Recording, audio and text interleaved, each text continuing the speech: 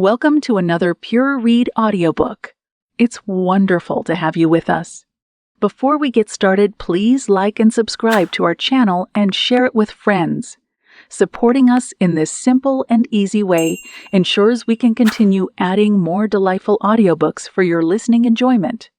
The following story is copyrighted Pure Read Limited, the home of books you can trust. Now, sit back, relax, and enjoy Pioneers of Purity, Western Historical Romance by Terri Grace, Part 1, Epoch. The Story of Zechariah and Hannah Hunter Founders, Chapter 1, Stepping Down. Summer 1868. "What do you think of this place, my darling?" Zechariah Hunter asked Hannah, his wife of 20 years. With a pensive glance at her, he added, "Does it look like a good place to set down our roots?" The places he was referring to was a small valley at the foot of the Rocky Mountains. According to the Immigrant's Guide, a book he'd purchased before embarking on the long and perilous journey, this was one of the most productive areas of the West. They had crossed a number of rivers, and mercifully, since it was summer, the water levels were low and it had been easy to get the wagons and animals across them. But the guide also warned about the severe winters and flash floods and advised pioneers to always seek higher ground to build their settlements on. With a tender and loving smile on her face, Hannah looked up at her tall and dashing husband. Even after 20 years of marriage, Zeke, as she preferred to call him, still had the power to render her speechless, and every time he smiled at her, she felt the flutter of butterflies in her stomach. How had she been so blessed to meet and marry this wonderful man? His blue eyes reminded her of the ocean that she'd once seen long ago, and his stature radiated strength, the kind of strength that a leader needed to win the hearts of men so they would follow him. Zeke was the love of her life, and no matter what happened, she would always be by his side. "My love, I don't care where we live, as long as we're together." And she meant it from the bottom of her heart. They had been through so much together, and their joys and pains, over the years, had brought them very close. When they had lost all their 5 children of varying ages, between 12 and 5 years, due to measles and cholera, it was Zeke who had been her rock when she would have given up because of the overwhelming grief. Not once had he turned against her, and eventually they decided that perhaps they weren't meant to be birth parents. But they had raised offspring by taking care of orphans and destitute children. It was like they were now one person, and Hannah couldn't imagine any other life, no matter how challenging. "We're one, Zeke, together forever." Living in one of the largest slums of Chicago, which was overflowing with pollution, dirt, and all manner of crime, Zeke had one day woken up and asked Hannah if she would like to move away. When he told her that he was thinking of going west, she didn't hesitate. There was nothing left for them to hold on to in Chicago after burying their little ones, and she needed to get away from the painful memories. It's not going to be an easy life, looking back at the small wagon train of weary travelers that he'd brought from Chicago. Among these people will be the good, the bad, and the outright evil. "Zeke, you're overthinking this," his wife said. "Look at these people. All of them are eager to begin new lives, and I don't think any of them are capable of being evil. They have been our companions for nearly 6 months. And if there was any bad person left in our midst, don't you think you would have noted them and rooted them out by now? Those who broke away left, and these remained with us. I have faith that we brought good people with us, Zeke. Let's not doubt them now." Zeke sighed, pulling his wife closer. "You're right," he said. "I am overthinking this." But even though he was trying to placate his wife, he was still a very worried man. Traveling companions were one thing, and since everyone was struggling to survive on the Oregon Trail, No one caused much trouble. Of course, there were 1 or 2 disagreements here and there, but those were easily resolved and good graces restored.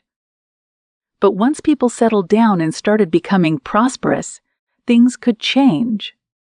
Zechariah considered himself a type of Moses, who led the children of Israel from Egypt to Canaan, while he drew comfort from the struggles that the great prophet endured as he led God's people. He was also very much aware of the challenges he faced too. Disgruntled pilgrims could cause endless problems, and at the start of the journey, they had been faced by such. Deciding to use the Mormon Trail at first, because it had originated only 215 miles from Chicago, Zeke had started off with close to 80 families and about 100 wagons. For safety and security, he'd hitched their train to a band of Mormons who were also going west. For a few days, things were all right. But when his faith began to clash with what the Mormons preached, he decided to leave their trail and join the Oregon one, which was more accommodating. His decision didn't go down very well with a number of the pilgrims in his band, and there was tension for a while. It was Hannah who gave him great wisdom that prevented a terrible fallout. Zechariah, you are the vision bearer of this particular group and are following your heart and calling. But remember that not all people share the same vision as you do. Be like Abraham and let your brothers go. There's no need of insisting that we remain as one and have so much friction and tension between our two groups. Allow Jonah Pratt, who is the man foremost in the argument, to stay on the Mormon Trail and ask him to choose those who would go with him. Let them settle into a separate band from us, and let's part ways amicably. But that will only weaken us when it comes to numbers. The idea of traveling as a wagon train is for safety and security. There are hostile Indian tribes along the way, and a vast army is what will defeat them should they attack. My love, the Lord our God who leads us needs no large numbers to give us victory. Remember Gideon and how the Lord Jehovah used only 300 men to give him victory, or when Ezra was bringing back the remnant children of Israel to Jerusalem, they prayed and trusted in God, and He led them, even when their numbers were waning. Hannah, when I formed this band, I never intended for us to part ways until our journey's end. We were supposed to remain together, and once we got to our promised land, would help each other settle down and build a great city for our Lord. He shook his head. I promised my aunt on her deathbed that I would always look out for Jonah. And you have up to this moment. I know that staying together is what you had originally intended, but of what use is it to have us fighting amongst ourselves, my love? Remember how Abraham and Lot's men fought until the former decided to let his relative go. I know that Jonah is your cousin, but you have to let him go. Let him find his own way, and let's go our way. In the future, when we've settled down, we shall find a way of searching for him and being reconciled. But for now, separation is the best thing for all of us. Zeke was glad that he had listened to his wife's words. They had separated, and to his surprise, they were equally matched. The numbers that went with Jonah and those who stayed with him were exactly equal, down to the last little baby. Zeke took this as a sign from the Lord that things would be all right for both groups. On the eve of their departure to follow the Oregon Trail, Zeke had decided to slaughter a few animals and have a final meal with his cousin. They parted amicably and each wished the other well. That was months ago, and he often wondered how his cousin and the others had fared. "You look pensive," Hannah gently rubbed her husband's arm. "What are you thinking about?" "Jonah. It's been months since I heard of him, and I wonder if he and the others got to their Canaan safely."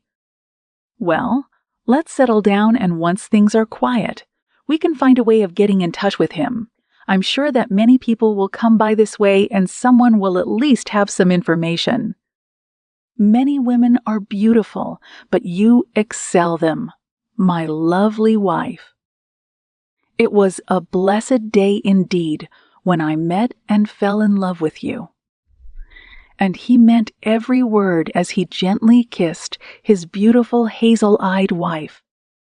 Present day, summer 1883. Hannah Hunter stood behind the curtains watching her husband as he leaned against the porch railing looking down at the town below. She loved this house which they had built just 5 years ago, after acquiring this land that stood on a hill overlooking the valley where they had settled the town. Those who visited them said they had a vantage point from where they could watch over everyone in purity. Hannah silently agreed with them. But even as they had prospered in purity, the yoke of leadership had been heavy upon her husband's shoulders. It seemed like everyone turned to him for answers and solutions, and the burden became too heavy for Zech. He had aged in 15 years, and her heart went out to him. While he was still the man she'd married 35 years ago, this new Zech was restless and really sad. His worst nightmare had come to pass, and she knew that he was struggling with a lot of thoughts. She finally understood his fears of 15 years ago, when they had first come to purity. At the time, her husband had expressed the fear that some of those they brought with them to purity would turn and become really bad. It hadn't quite happened like that, but things weren't good in their once peaceful town. With the completion of the railroad and the tracks passing through their town, many immigrants made their way to purity, and now the place had drastically changed. It was no longer their dream town. If anything, it was turning into a nightmare. "My love," she stepped onto the porch, walked up to him, and slid her arms around his waist from the back. "You'll make yourself ill with too much worry. Remember, God does not bring us through temptations that He won't show us a way out of." "Oh, Hannah," Zeke's voice was deep and filled with a lot of grief. "When we came out here 15 years ago, there was so much hope and expectation, and we built purity into a wonderful place where many wanted to come and settle. But while we knew that not all would be Christians, what we didn't anticipate was that among the many would be rebels, troublemakers, and worse, traitors." Zeke shook his head. "I never imagined that I would have to deal with people who would betray the very values upon which this town is founded." Hannah knew that her husband was talking about Carlton Swindle, a man who had come to purity just 3 years previously. Because of the transcontinental railroad, travel from the east to the west was faster and safer, and many more people were coming in. Carlton had arrived with his wife, Sophia, and 2 daughters, Glenda and Blanche. At first, they came to church and were very dedicated in their service. They didn't have much, but worked hard and opened up a general store.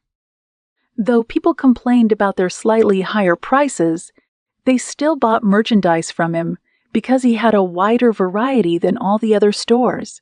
Zeke had tried to speak to Carlton like a brother so many times in the hope he would lower his prices, but the man didn't change. It had soon become obvious that Glenda, the oldest daughter, was sort of the black sheep of the family, and most people preferred to shop at Swindle's Mercantile when she was behind the till. Glenda lowered the prices to match those of the other stores, and that brought much ire from Sophia, who was her stepmother. It was clear that there was no love lost between the two, and much as Sophia tried to get Carlton to kick his daughter out of the store, she somehow stayed. Things wouldn't have been so terrible if Carlton, on one of his many excursions into the mountain, hadn't stumbled across a vein of gold.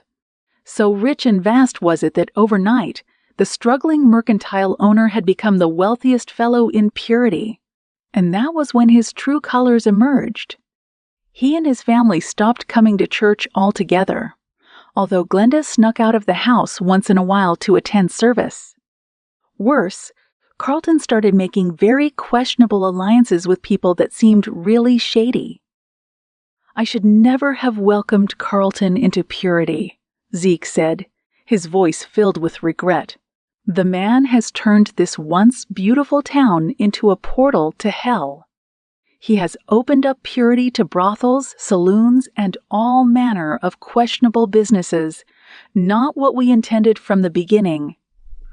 What will happen to the people when faced with so many temptations? Zeke, don't despair. Hannah was worried about her husband. We were led here by the Lord, and we established a strong church. Remember the words of our Lord Jesus, that the gates of hell shall never prevail against his church. What would I do without you, my love? Zeke turned around and embraced his wife. You know just how to calm me down. We will be all right, and purity will once again be restored, Hannah soothed, praying that her words would be prophetic. May God hear our prayers and redeem us from the hands of evil men, Zeke murmured. Amen. Chapter 2. Purity's New Mayor. It is with a heavy heart that I have to step down as your mayor. Zeke's eyes were filled with tears as he looked at the astonished faces of those who were listening to him. I'm old now and can't continue to effectively perform the duties that are expected of me. Purity needs fresh blood and new ideas so we can continue to grow. Right now, we are one of the fastest growing towns in Idaho, and if all goes well, we shall soon attain city status. This means that our town requires men and women who can steer us into our next season. Elections will be held in a few days' time, and I pray that we shall all choose wisely. The crowd of nearly 200 people broke up into smaller groups to discuss the latest events. Zeke took Hannah's hand, and they started the journey back to their house, which was a quarter-mile up the hill. It hadn't been an easy decision to make, but it was true. He was old and couldn't keep up with the politics of the town. I'm so proud of you, Hannah told her husband. You did the right thing. Did I? He stopped, and she was forced to do the same. He turned around to look at the people that he'd led for 15 years. Have I just handed purity to the wicked on a platter? This was the right thing to do, Hannah repeated. The Lord will take care of us, Zeke. We still have good men and women in this town, and they won't let it fall into a state of anarchy. I pray that you're right, my love, Zeke said, as they resumed their walk. His voice was no longer the one people listened to, and they had found other ways of solving their problems.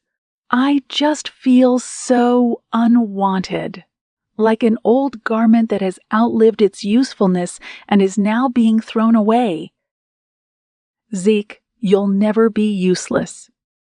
The church and the people of purity still need your wise counsel, and once they settle down, they will come back to you. I'm really not counting on that happening, but thank you for saying it. On the other side of the crowd, two people stood apart from the rest. Their eyes were on the elderly couple that were slowly walking up the hill back to their home. I don't like this at all, Tabitha Brigg told her husband. Matthew, I really don't like it that Mayor Zechariah has stepped down. What's going to happen to purity now? My love, we shall be all right. Reverend Matthew took his wife's hand. God is watching over us. I know that he is, but leaving that seat vacant is just the beginning of trouble for all of us, Tabitha said. Look at Swindle, she pointed at the man in question with her chin. Carlton was strutting along with his entourage and feeling very important. It was clear that he was aiming for the mayoral seat. He has all but crowned himself as the imperial potentate monarch of purity, she said with scorn. I wouldn't be surprised if he suddenly wore a golden crown on his head and declared himself the emperor of purity. Matthew chuckled softly. "You are a very dramatic and interesting young woman," he said. "The man has every right to want to become mayor of this town after Zeke. He has the money and the connections, and who knows, it might be a good thing for us after all. Besides, he's been the deputy mayor for about a year and a half now, and this is his chance." Tabby shook her head. "His wife is a snob, and the younger daughter is set to take after her mother. Just look at them. Are they the kind of people you want as the first family of purity?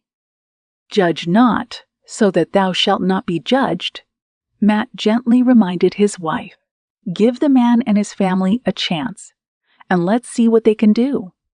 In any case, no town or city in America can ever be turned into a monarchy or empire, or whatever else you might want to come up with. This is the United States of America, and we broke the yoke of imperialism with the British.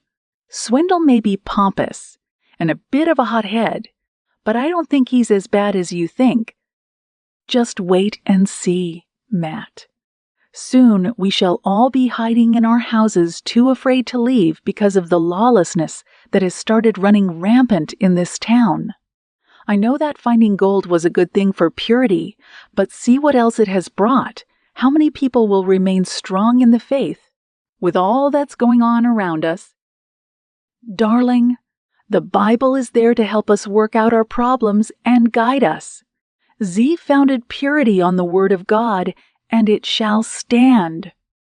No gates of hell shall prevail against this beautiful town. You're such an optimist, my love, but you also have to face reality. This town has been going downhill for a year now, ever since Swindle and his cronies discovered gold in the mountains.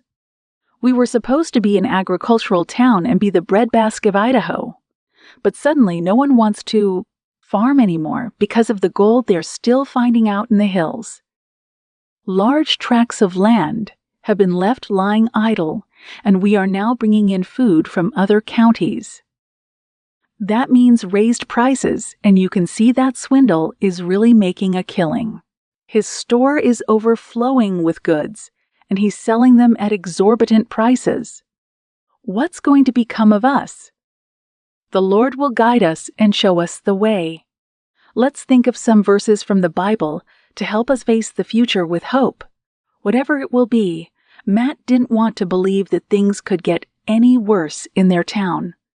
We shall continue to pray for our town, and God will see us through this. Tabitha's predictions came to pass a few days later, when it was announced that Carlton Swindle was the new mayor of Purity. No one had tried to challenge him for the seat, and rumors were rife that those who had dared had been threatened with dire consequences. For the first time, Matthew feared for the town that he'd come to love so much. When Zechariah Hunter had led the wagon train to Purity, Matt was only 25 at the time. Being an orphan from when he was 5, he'd gotten into a lot of scrapes with the law for pickpocketing and selling stolen goods on the streets of Chicago.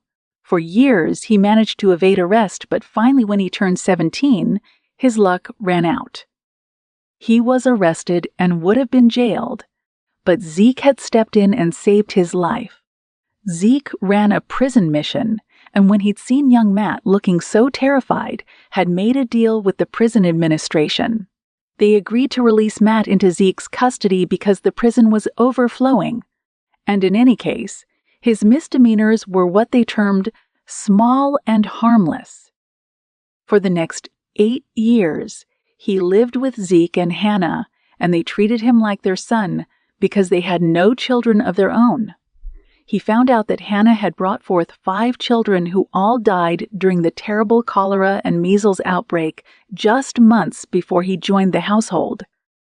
Under their guidance and love, he turned his whole life around, and by the time they were leaving for the West, he had become a preacher like his foster father.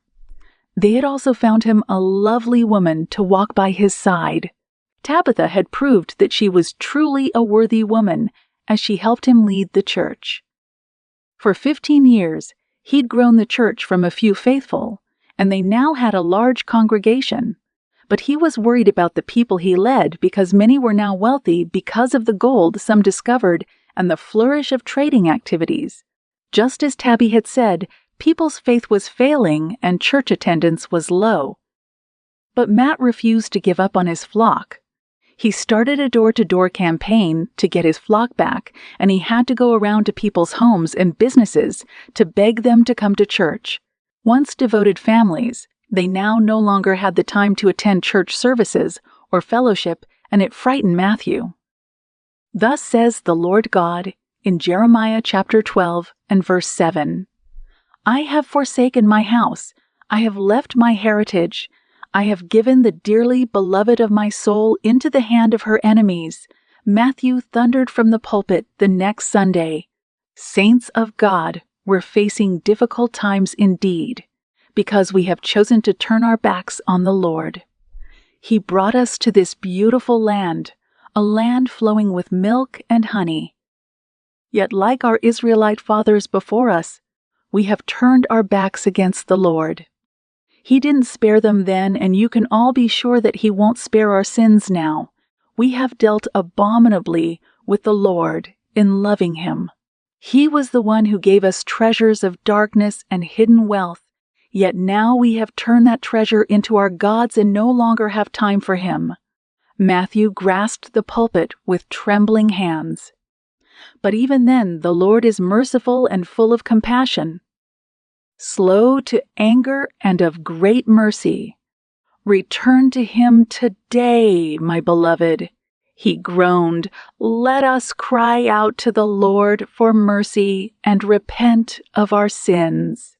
Let us return to Him so that He shall leave a remnant among us. Why should we perish, dearly beloved? There wasn't a dry eye in the congregation that morning, and Zeke grasped Hannah's hand as they rose to their feet to pray for the congregation. Matthew's words had stirred up the hearts of the faithful, and Zeke prayed that things would change. Chapter 3. Unholy Alliances. Unfolding the single sheet of paper, Matthew read it and stared in horror at the words. If you know what's good for you, shut up and stop all that useless preaching. Tick-tock, time is running out for you, preacher man. This wasn't the first threatening note that he'd received in the past month, since he started preaching sermons of repentance. Once again, the church services were well attended and the people were responding to his messages. He had also noticed that a few families had decided to stay away, and visits to their homes yielded no response. They preferred to move to different churches rather than stay with Good Hope for All Church, which was Matt's church. They were also a bit frightened of the way he attacked the political powers running the town and didn't want to have anything to do with him. But Matt refused to be daunted and went on preaching. Yet in the midst of all that, he started wondering if he was doing the right thing. Much as he wanted the congregation to start dealing honestly with each other, he was also afraid for them, especially when he heard that some of them were being intimidated. He was also not afraid for himself, but for Tabitha and their 4 children. Who would take care of them if something bad were to happen to him? Zeke had warned him against being too outspoken against the new mayor and his cronies, but he just couldn't sit back and watch them bring purity down to its knees. For God has not given us a spirit of fear, but of power, love, and of a sound mind, he muttered to himself. If no one spoke out against the evils that were facing purity, then they were worse than those perpetrating the wickedness. You look really troubled. He heard his wife's voice coming from behind him, and he quickly folded the piece of paper and slipped it into his shirt pocket, then turned around, a smile on his face. I don't know what you mean, he said. Matt, I've been your wife for close to 18 years now, and I know you very well. Something is wrong, and I want you to tell me what's going on. Matt battled with the idea of keeping his wife in the dark, but then thought against it. When they had gotten married 18 years ago, He'd made a promise that there would never be any secrets between them. "Tabby, I don't want you to panic or be afraid." His words only made her turn white with fear. She put a hand to her throat. "What's going on?" she whispered hoarsely. He pulled out the sheet of paper and handed it to her. After quickly perusing it, she dropped it like one would hot coals. "Who sent that note to you?" He was glad that he hadn't showed her any of the other 5 that had come before. She looked really frightened. "Tabby, this is why I didn't want to tell you." He pulled her close. "I don't want you to worry about anything. That note is a threat, and you know what's happening in Purity right now. No one wants to speak out against the mayor, but you just won't keep quiet. Why can't you just preach simple messages and let us live in peace?" She pulled away, and he could see the anger in her eyes. "We have 4 children, and I don't want to be widowed at a young age. Matt. Besides, those people might even try to harm our children and me. We'll take the note to the new sheriff and have him deal with the matter." Tabby gave a snort of derision. "That man is another of the mayor's cronies, and yet you want to go and deliver yourself into his hands. What's wrong with you, Matt? When I married you, I didn't expect this kind of a life." "My love." He tried to take her hands, but she pushed him away. "Deal with this matter immediately, Matt. I don't want any trouble." Carlton Swindle rubbed his chin, a sinister smile on his face. He was finally the mayor of this town, and he would rule it in whichever way he wanted. Nearly all the good citizens of Purity owed their lives to him, for he had a hand in almost all the businesses. No one could deal or trade without his authority and permission, and he had even come up with a way to tax the citizens of the town. Those who couldn't pay the taxes would have to forfeit their property, and it gave him much pleasure to see the fear on their faces when they came to plead for leniency. As an average-sized man, he hated it that most people towered over him. He always felt that they were looking down on him, and that made him the more determined to rise above them. He may be small of stature, but he was the wealthiest man in Purity and intended to put that strength to good use. Yes, this was what he was born for, and he was now the ruler of the town. Everyone had to bow down to him. Even as he celebrated his victories, he still felt angry that someone would dare to speak out against him. A man could have friends, he told himself, even those that weren't conventional. Just last week during the service, that troublesome preacher had spoken out against his friendship with Lawson. An unholy alliance of 2 men who are lost and in need of the saving grace of the Savior was how Matthew Brigg had put it, and even though he'd scoffed when his spies told him about the preaching, his heart was pierced. "Papa, you look like you want to hit someone. What's the matter?" Blanche skipped into the room. She was the light of his life, and he smiled at her. She had his gray eyes, and her golden hair made her look like a princess. His princess and the joy of his heart. Unlike the other one, she was turning 18 in a few months' time, and he was already thinking about a suitable husband for her among the offspring of his associates. A man strengthened himself by making alliances that mattered, but for now, it was still a secret known only to himself because he didn't want to ruffle any feathers. The time would come when he would ask Blanche to step up for him. She was obedient, and he was sure she would do what he asked, unlike her elder sister, who was a rebel through and through. "My little darling, nothing is the matter. I was just thinking about some of my business ventures." He pushed away the thoughts of his eldest daughter, Glenda. It was as though she went out of her way to antagonize and agitate him, and he was growing weary of the constant battles with his second wife, Sophia, and Glenda. "Papa, you have so many people working for you. Why do you have to keep worrying about matters that you can delegate to others?" Come, Mama has prepared some iced tea and a lovely cake. Shall we go and sample her culinary delights?" Carlton allowed himself to be led by the hand like a child and put his dismal thoughts to one side. He would revisit them later and see what to do. Chapter 4. Puri's New Sheriff. "You will never be so far away that my prayers won't go with you," Zeke told the young man whose head was bent. "Be assured that Hannah and I are praying for you. Anytime you're in distress, just know that we will be mentioning you before the Lord. Be of good cheer and fear not, this too shall come to an end." Pastor Zeke. "It's not the outside forces that I fear, but my wife's reaction to all this," Matt said. "Tabby has changed, and she is so angry. I don't know what to do." Zeke smiled.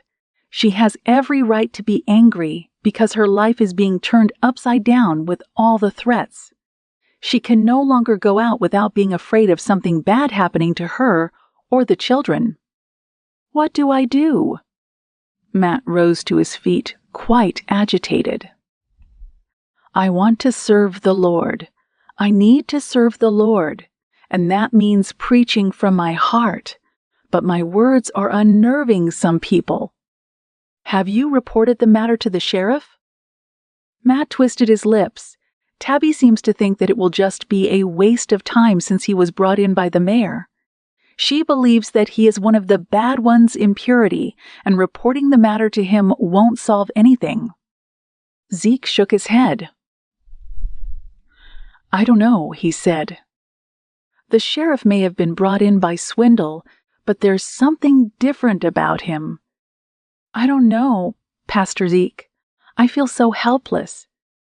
Look, let's both go and see Sheriff Franklin Goodwin and report the matter to him. Whatever the case, he is the law enforcer and should be aware that threats have been made against your life." "If you say so," Matt said resignedly, because he was sure that, as his wife had said, the new sheriff would do nothing to help them. Franklin Goodwin was a tall and well-built man in his early 40s and was in his office when Zeke and Matt went to see him. There was a younger man who resembled the sheriff slightly, making Matt think that they were somehow related. "What can I do for you?" Preachers Zechariah and Matt. Sheriff Franklin rose to his feet. "It isn't every day that we see the preachers coming to seek help from the law." "Sheriff, I've come to report that my young friend here has received a number of threats. The matter is causing him a lot of distress, and we don't know what to do." "When you say threats, what do you mean?" Franklin rubbed his chin. "I haven't been to any of your services, but Caleb here," he pointed at the young man, "has been, and he tells me that you're a fiery preacher." "I just simply pass the message of God on to his people," Matt said in a low voice. "Caleb is my deputy and also my nephew. Why don't you tell all your troubles to him?" Franklin rose to his feet. "The mayor needs me and I have to take my leave now. But rest assured we shall do all we can to get to the bottom of this." The three men watched as the sheriff donned his hat and left, whistling tunelessly as he walked out of the office. "I'm sorry about my uncle's brashness, but he and the mayor are very good friends, and he never misses any meetings with him." Matt was surprised to detect an underlying note of disapproval in the deputy's voice. "I'd just like for you to investigate and find out who is sending these threats. My wife is unsettled, and we don't have any peace at home." "May I have a look at those?" Caleb held out a hand and Matt placed the 6 notes in it. The deputy quickly perused through them, then sighed. "This is the work of a demented person. But I would pay attention if I were you." He looked at Matt. "They started out as harmless warnings. But this last one is cause for caution. Where do you live, Pastor Matthew?" "In the church compound. I use the parsonage. Why?"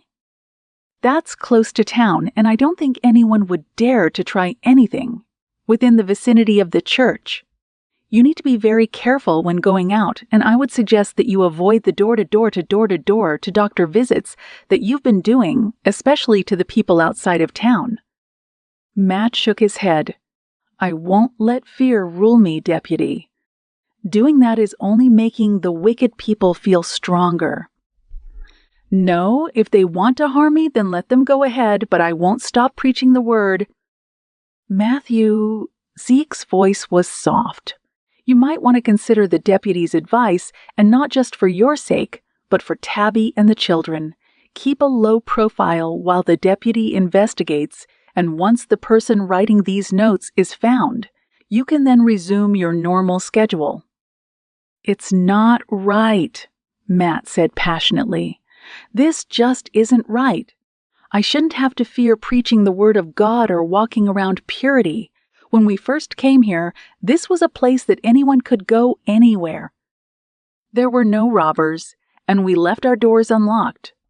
Now, even locked doors aren't deterrents to criminals. This town has fallen into the wrong hands, and no one is supposed to say anything about it." He got to his feet. "Deputy Caleb, thank you for your words of advice." He turned and left. Caleb looked at Zeke and sighed. "That young man is a hothead, and I fear that one of these days he will fall into trouble. He is like my son. I'll try to talk to him about toning down his messages. But he's right in a way." Caleb twisted his lips and leaned back. A man shouldn't be forbidden from preaching the word of God or making door-to-door or making door-to-doctor visits to the congregation. We are allowing evil to take over this town. Deputy Caleb, there are powerful men behind all the goings-on in this town, and we need to proceed cautiously.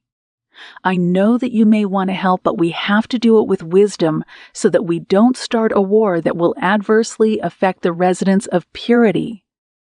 You're right.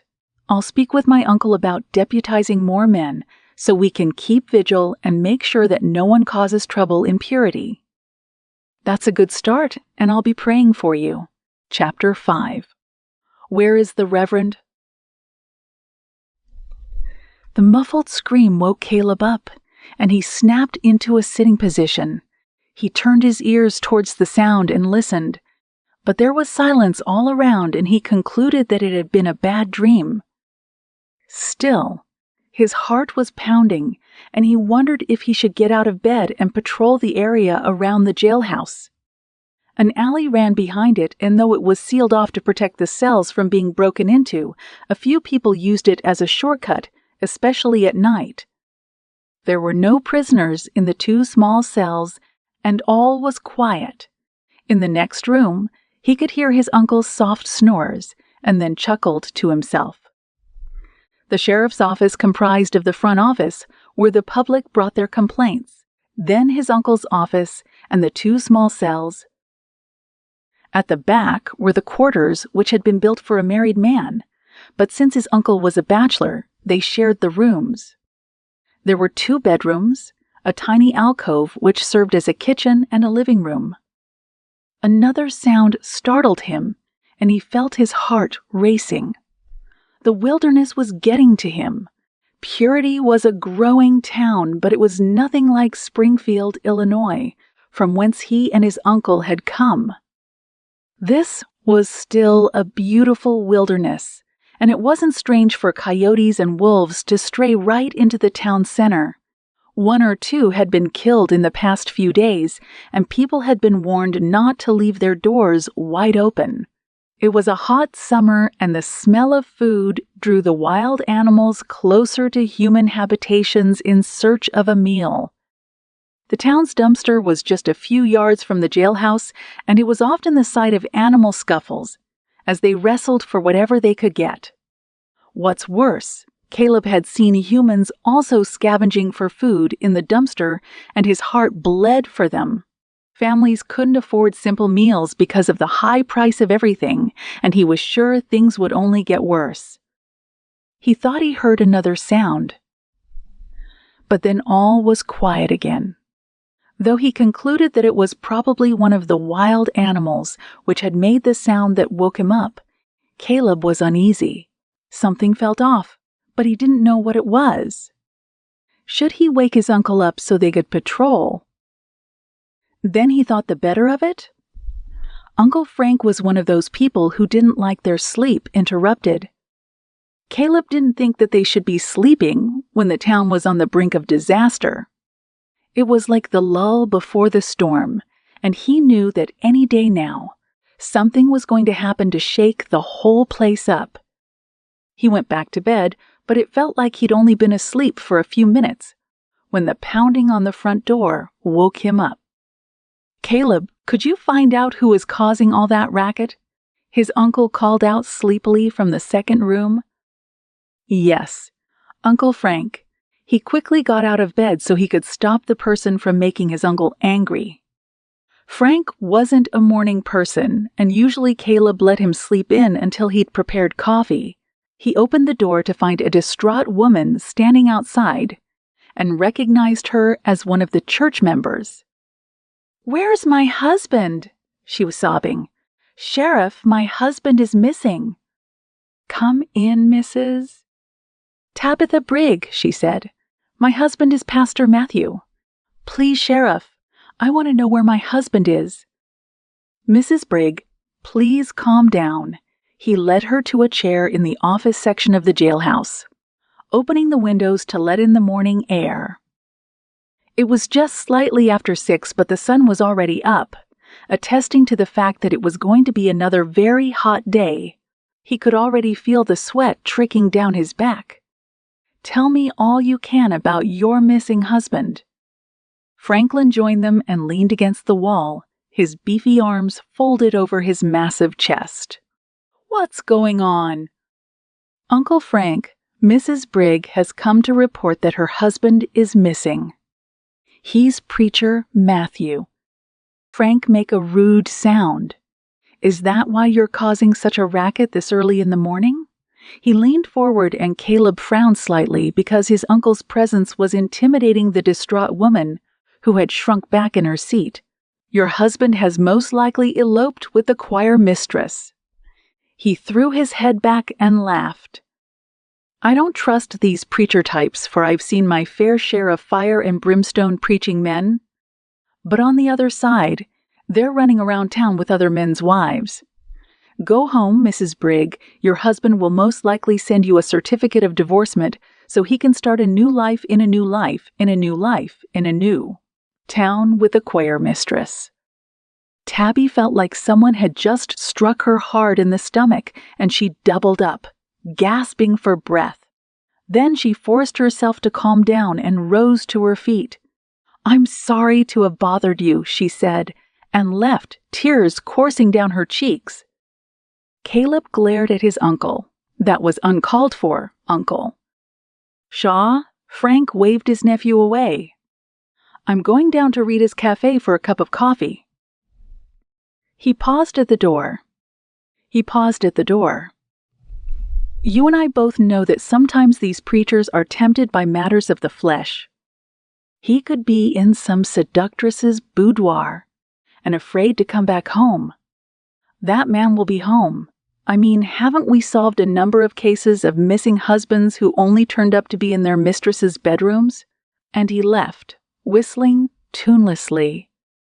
While Caleb knew that to be true, he didn't think Pastor Matthew was the kind to be unfaithful to his wife. Something had happened to him, and he needed to find out what it was. As he watched his uncle swagger out of the jailhouse, he came to a decision. Locking the doors, he ran out and chased after Tabitha. She hadn't gone very far, and he was able to quickly catch up with her. "I'm sorry, Mrs. Brigg," he told her when he'd caught up with her. "Please forgive my uncle for his insensitivity. Uncle Frank is always like a bear with a sore head before he takes his morning coffee. How may I help you?" "Why bother when you'll only mock my salvation?" She wiped her eyes. "Just leave me be, and I'll find a way of bringing my husband back home, even if I have to do it by myself." "Mrs. Brigg, I too am a believer and attend your husband's church. I love Reverend Matthew and want to help. He led her to the small park in view of all the citizens who were passing. Tell me what happened. Last night at around 9, we had just finished supper and were getting ready for bed when we heard a knock. She wiped her eyes. Matt opened the door. It was Todd Delaney, one of my Sunday school students and Mrs. Elizabeth Delaney's grandson. He said his grandmother was very ill and needed prayer. Matt didn't think twice and left with the boy. Does your husband usually go out at night? Tabby nodded. People come to ask for prayer all times of the day and night, and Matt never turns anyone away. He goes wherever he's needed.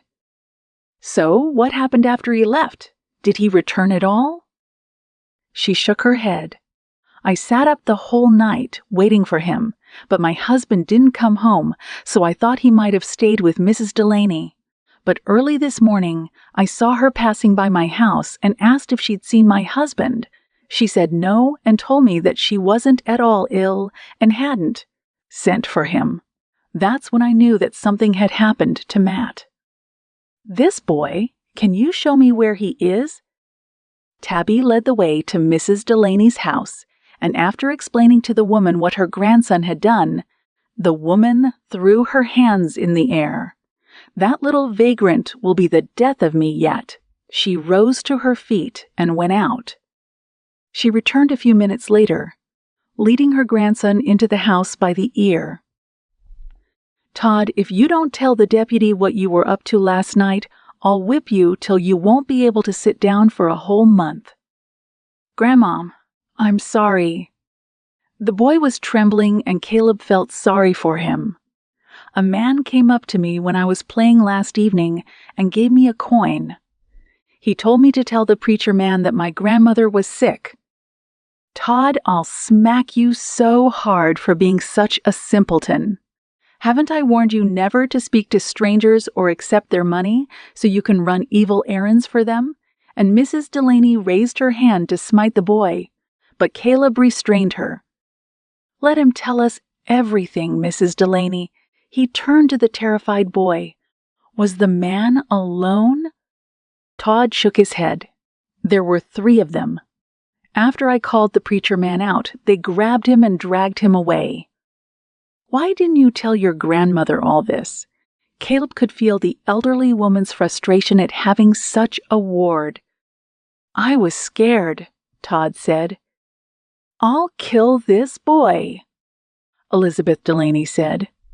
Why did I ever think that taking on a vagabond like this one would help my life? She turned to Caleb. He's my sister's grandson, but when she died last year, I took him in. Now see what kind of a person he's turning out to be. Grandma, I'm sorry. Todd was now crying. I can show you where they took the preacher man. Can you remember anything about the man who gave you a coin? Todd thought for a moment and then nodded. Yes, sir. What is it? Did you see his face? No, but when he was giving me the coin, I saw a long, jagged scar on the back of his right hand. Chapter 6. In the grip of terror. The first thing Matt felt when he opened his eyes was that he was really cold, and next, he noticed that his feet and hands were bound behind him. He also felt like he was lying in a puddle of water, and when he tried to turn his head, the pain was excruciating, and he nearly passed out. The events of the past few hours were hazy, but he remembered Todd coming to tell him that his grandmother was sick. Without further thought, Matt had left the house. His concern for Elizabeth Delaney overrode his innate caution, and the moment he was a few steps from his house, he'd felt another presence behind him. He tried to turn around so he could see who it was, thinking that Tabby might have followed him outside when he felt a sharp blow to the back of his head and then darkness. He'd briefly come to when 2 men were dragging him through the back alley, and when he realized that they were passing the jailhouse, he had tried to open his mouth to shout for help. But one of the men conked him on the head and he knew no more until this moment. Help! He tried to open his mouth and scream, but felt his throat filling with blood. His blood. He couldn't even raise a hand to find out exactly where he'd been hit, but from the pain in his neck and the acrid smell, he knew that he'd been shot in the neck. Lord, he prayed silently, if this is my end, all I can ask is that you take care of Tabby and my children. Protect them, and after they have mourned for me, help them to carry on with their lives. Forgive me for all my trespasses and iniquities and receive me to yourself this day. In Jesus' name I pray. Caleb followed the small boy as he darted through the trees. They had passed outside the jailhouse, and he realized that the sound he'd heard the night before had probably been the preacher trying to call for help. Why hadn't he gone out to check? They came through here, Todd pointed at a thicket. Then they disappeared, he said, looking at Caleb. He was still frightened and wanted to do all he could to redeem himself. Can I go back to my grandmother now? Yes, run along, Todd, and don't ever take money from strangers again, okay? Caleb used his harshest voice. If I catch you talking to strangers, I'll arrest you. Is that clear? Yes. From the fear in the boy's eyes and voice, Caleb knew that it would be quite a while before he got himself into any kind of trouble. Now, run along. He waited until the boy had disappeared from view before he pushed aside a few branches of the thicket. He could see a gaping hole hidden by the shrubs, and he pulled back. If the men who had taken the preacher had brought him here, then they might still be inside. Retracing his steps, he went back to the jailhouse and found his uncle just finishing up his lunch. Where have you been? I found where they're holding the preacher. What? Frank looked shocked. Who took you there and how did you find the place? That's not important right now, Uncle. We have to go and rescue him before he is killed. Caleb saw his uncle hesitate. Uncle Frank, remember what you told me a year ago when you returned from serving in the army? Frank shook his head. You told me that a patriot is someone who would die for their country. And not only that, he would die for the innocent people in the country. You taught me values in the years that I have lived with you after my parents died, and you made me want to become like you after my parents died, and you made me want to become like you so you could be proud of me. Caleb drew closer to his uncle. You were the reason I dropped everything back in Springfield and came out here so we could build a better world for our children. We used to read newspapers together and talk about the outlaws who were running around the West and causing a lot of trouble. What is it you told me? That they needed to be caught and made accountable for their actions. Frank turned red. You taught me that life is important and especially the lives of innocent people. Pastor Matt's only sin is that he was brave enough and willing to stand up for the truth. I know that you and the mayor are good friends, but I fear that he may be compromising your integrity, Uncle. Don't speak of matters you have no knowledge of. Uncle Frank, I mean no disrespect, but when people see you spending a lot of time with the mayor, they will believe the worst about you. I know that you have to do it because your position compels you, since he is your boss, but there has to be a line drawn somewhere. Pastor Matt spoke about the mayor's close friendship with Lawson, a man who is wanted in over 4 states. No one has been able to speak of their illegal activities except the preacher man. Now, he's paying for trying to keep Purity safe, and yet that's the work you and I were commissioned to do. Caleb shook his head. It's all right. I'm going to find some men so we can go and rescue the preacher man. But while I'm gone, think about what made you become a soldier and then a sheriff, Uncle. Caleb found 4 men who were brave enough to accompany him to the cave. When they were a few feet away from the cave, they heard thundering hooves behind them and realized that a rider was coming their way. When the person broke through the trees, Caleb saw that it was his uncle, and he smiled. "Why didn't you wait for me?" Frank asked gruffly. "I'm the sheriff and should be leading any rescue mission." He winked at Caleb, who mouthed his gratitude. "Now show me where this cave is so we can bring our preacher back home." Chapter 7. Mass Exodus. The train station was packed, and people jostled each other as they tried to get onto the train that had just arrived. Caleb and Frank were there to keep the peace, but they were also trying to find the man with the scar on the back of his right hand, the one who had given Todd a coin. It was a long shot, but they were clutching at anything that could provide the identity of the men who had attacked the preacher and left him for dead. Even now, Caleb couldn't stop shaking inwardly at how close they had come to losing the man of God. When they entered the cave 3 nights ago, they had expected to find the bandits still inside, but it was dark and silent. "There's no one here, and that little imp must have led you to the wrong place," Frank had said impatiently. He was sure this was the place. Caleb hid his disappointment. "I'll go back and ask him." And they turned to leave, but something made him lag behind. Then he heard something like a moan, but he couldn't be sure. "Uncle, I hear something." "Maybe a disturbed rattler," Frank teased, but came back into the cave. "Where?" The sound came from that side. Caleb pointed, and Frank called out to the man, who had the torch to bring it. "I'll go ahead and check." Caleb took the torch and hoped the others would follow him. "We don't know what is waiting for us, so keep your weapons ready." The cave led into another, and then a tunnel. At first they saw nothing but a pile of stones, and then Caleb decided to check behind them. Here, quick! He saw the man who was lying still on the ground. "It's the preacher." "Is he still alive?" Frank asked. "Barely, and they tried to help him as much as they could. He'd lost a lot of blood, and there was a bullet wound on the side of his throat. The bullet seems to have gone through, but he's lost a lot of blood. We need to get him to the doctor as soon as possible." "I don't want anyone finding out that Pastor Matt is still alive," Frank told the other 4 men. "We want to catch whoever did this, and if they know that he's still alive, they might try to harm him again."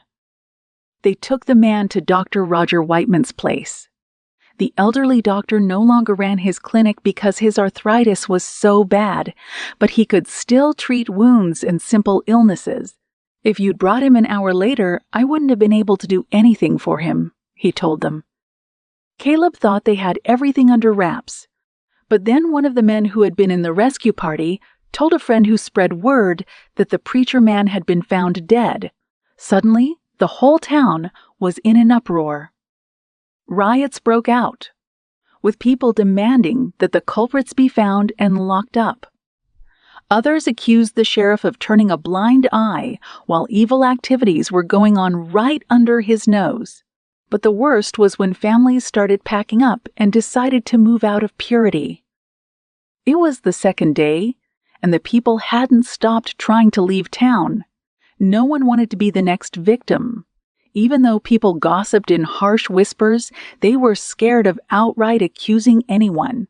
Rumors were going around that the mayor was behind the attack, but no one had any proof, and the last thing they wanted was to get involved and be found dead.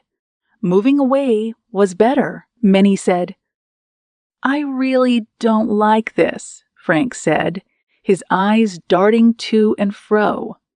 "There are too many people at the station, and even if we see the man Todd spoke of, he could draw his guns and start a battle.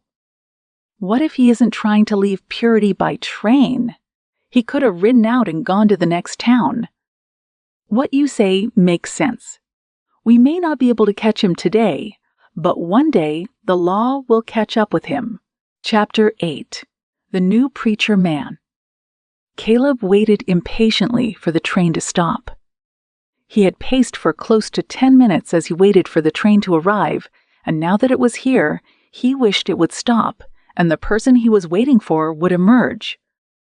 A few passengers alighted while others boarded. It had been 2 terrible weeks since people started leaving Purity in droves. They had sold their land and animals at throwaway prices, and it concerned Caleb that the only person who had money to purchase land and other valuables was Mayor Carlton Swindle. His name really spoke of the kind of man he was. A swindler? As he was pondering all this, Caleb saw someone walking towards him. There was something dignified and reserved about the man coming towards him. Even though only 1 or 2 years separated them, with the visitor being older, Caleb had always felt that Reverend Samuel Kidder was wise beyond his years. He carried a battered carpetbag in his left hand. "Pastor, I'm so glad that you agreed to come." Samuel smiled at the man who had been a friend back in Springfield. "Your telegram sounded really urgent, and I didn't want to let you down." "What's going on, Caleb?" Sam looked around him. "I feel like I've just walked into a situation that is getting out of hand." Caleb hadn't wanted to tell Sam all about Purity just as soon as he got here, but with the many travelers struggling to get onto the train that was about to leave, he felt that he owed his friend an explanation. "A few days ago, our pastor was attacked." "When you say attacked, what do you mean?" "A gang abducted and then shot him, leaving him for dead. We tried to keep the matter quiet so people wouldn't panic, but," he shrugged, "well, this is the result of all that. Families are moving away in droves, and I fear that Purity may soon become a ghost town." "These men who abducted the pastor, have they been caught, or are there any suspects?" "The little boy who showed us the cave where the pastor was being held said one of the men has a long scar on the back of his right hand. That's all he could see, and my uncle and I have been coming to the station to try and see if we can find that man." Sam looked at the people who were moving up and down the platform and sighed. This was more than he had bargained for. When Caleb sent him the telegram asking him to come and help the church, he thought it was because the pastor was leaving or was dead, but being shot by someone was too much for him. It meant that there were underlying tensions in the town that needed to be addressed. "Why do you think the pastor was abducted and then shot by those men?" "Reverend Matthew has been very outspoken about our new mayor and the kind of friends that he has. He called them an unholy alliance, and that must have really angered them. Though no one is coming out right to say it, we suspect that it was the mayor and his bandit crony, Lawson Proctor, that were behind the attack on the pastor." "Then why don't you have them arrested?" "We don't have any evidence. If we had caught any of the men, they might have told us more, but since we haven't, we can only speculate and do nothing else." So, Reverend Matthew wasn't allowed to preach. No one stopped him from preaching. It was just that his messages were very disturbing to a lot of folk. Some people even stopped coming to church as a result, and when he was shot, it seemed to prove their point.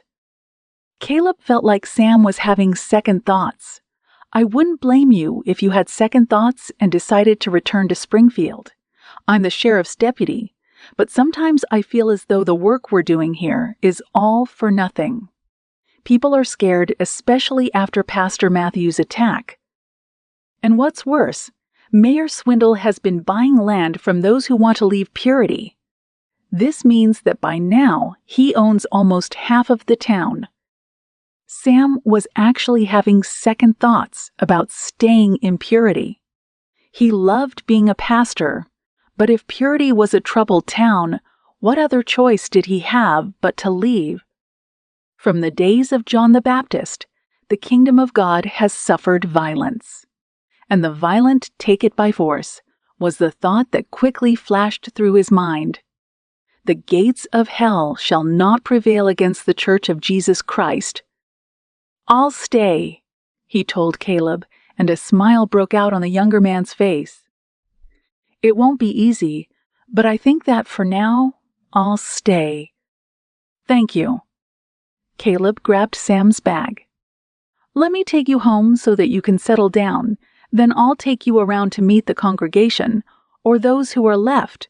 Chapter 9. Baptism by Fire. Woe to those who join house to house. They add field to field, till there is no place where they may dwell alone in the midst of the land. In my hearing the Lord of hosts said, "Truly, many houses shall be desolate, great and beautiful ones, without inhabitant. For 10 acres of vineyard shall yield 1 bath, and a homer of seed shall yield 1 ephah." Samuel's voice thundered from the small park in front of the town hall. "What shall it profit a man to gain the whole world and lose his soul in hell?" Caleb stared at his friend both with admiration and fear. It was interesting to note that whereas people had thought of Pastor Matthew as very outspoken, Sam was outdoing him. Matthew had never stood in the park to preach his messages, only doing it from the safety of the pulpit in church. But from the moment Sam had arrived 1 week ago, he made it his practice to stand outside the town hall every day when folks were going out for lunch, and his messages often had people wishing they could cover their ears. "You need to warn that young fellow that he could get into a lot of trouble." The sheriff spoke from his side. "Matt barely made it out alive, and this one is poking the eye of the bear. But he speaks the truth, nevertheless. Truth that might get him hurt, or worse, killed.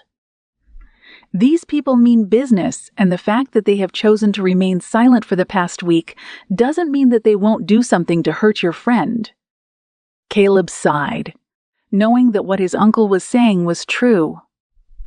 "I'll speak to Sam and tell him to tone down his messages, but he seems determined to get it out one way or another." Sam finished his preaching for the day, prayed for those who had gathered to listen to him, and then for purity. As he turned to walk away, he felt that he was being watched and felt slightly uneasy. Shrugging the feeling off, he made his way back to the church. The congregation had dropped to just about 20 people, most of them elderly. They were the ones who had decided that they would die in purity, unlike the younger families who fled because they feared persecution.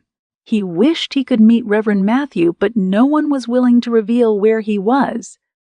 "Sam?" Caleb called out, and Sam stopped and turned around. "I listened to your preaching today. It's ruffling quite a number of feathers. Whoever feels that the message is piercing their heart ought to repent." Sam, Pastor Matt, was badly hurt because of the messages he preached. Sam looked at his friend and smiled tenderly. "Caleb, my dear brother, is this you talking, or did someone else send you to pass on the warning to me? Don't get me wrong, I like that you preach so bravely, but could you maybe tone it down a little bit? Choose you today, Caleb, whether I should obey God or man." And saying that, Sam walked away. Unable to sleep, Sam got out of bed and pulled his robe around him. Fall was just around the corner, and it was getting rather cold. He'd never lived in a large house all by himself, and he thought about finding someone to stay with him. Pastor Matthew's wife and children had gone to be with him at an undisclosed location because the sheriff feared that they might be the next targets. But they had left everything behind, so he got a fully furnished house. He had made a promise to care for their belongings and house until they were ready to return and occupy it again. Something seemed to be lurking outside, and at first he thought it was a stray dog or cat. But then he thought he heard a sneeze and his lips tightened. Good thing was that he hadn't lit the lanterns and the house was shrouded in darkness. There was a half moon, and he walked to the window in the living room so he could see what was going on out there. He saw the figure of a man crouching just beneath the porch. Without making a sound, Sam walked to the kitchen and opened the back door, thanking Mrs. Tabitha Brigg for keeping all the door hinges of the house well oiled so it made no sound at all. He remembered seeing some rope on the porch, and he felt around with his leg until he found it, then picked it up. Whoever it was that was lurking outside his door was going to be dealt with severely. Cautiously looking around him, he went around the house, and just as the person was about to rise on his feet, Sam grabbed him in a firm grip. "Let me go." The person struggled, but to no avail. "What do you want from around here?" Sam's voice brooked no nonsense. "Were you trying to break into my house?" "No, sir." The voice trembled. "I just need help." "We'll see about that," he said, securely binding the person's hands and feet. He half carried, half dragged the intruder to the back of the house and brought him inside and dumped him on the kitchen floor. That's when he lit the gas lamp and frowned. It was a boy of no more than 15 years, and he looked really frightened. "Who are you, and why are you lurking around my house?" "My name is Simon Peter." The preacher man gave me that name. The boy was dirty and unkempt, and looked like he hadn't eaten for many days. "Why are you lurking outside the preacher's house?" Simon shrugged. "I'm hungry, and I thought I could break in and get some bread." "Why didn't you just knock?" "Because someone said the house was empty, and I didn't think there would be anybody home, not after Mrs. Tabby and the others moved away.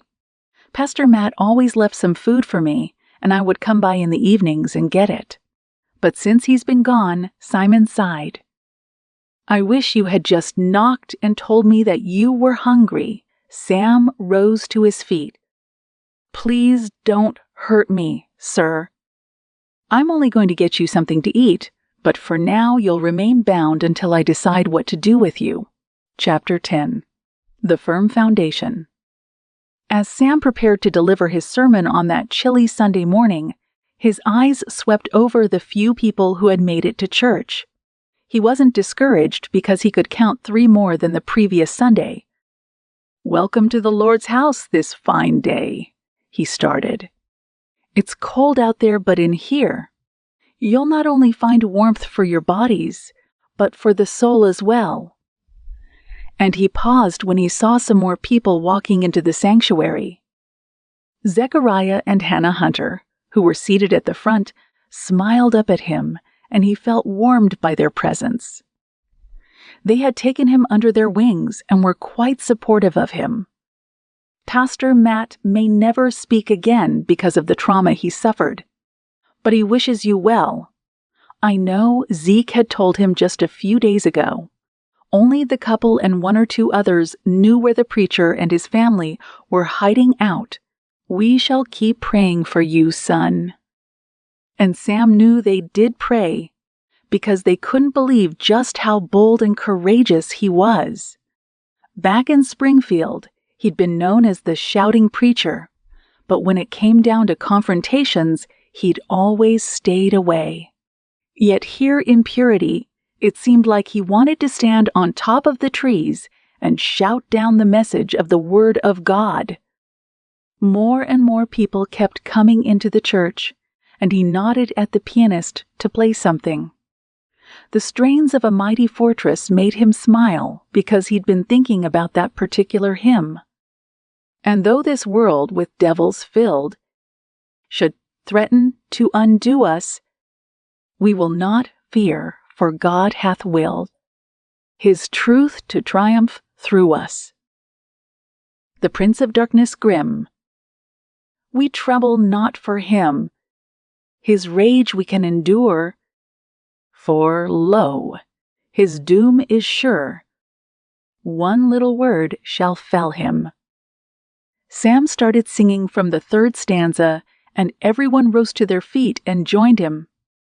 He felt like their voices were about to raise the roof. Looking down at the elderly couple who were holding hands, he saw the tears on their faces and knew that against all odds, they would come through victorious. "We will overcome," he said much later in conclusion to his sermon.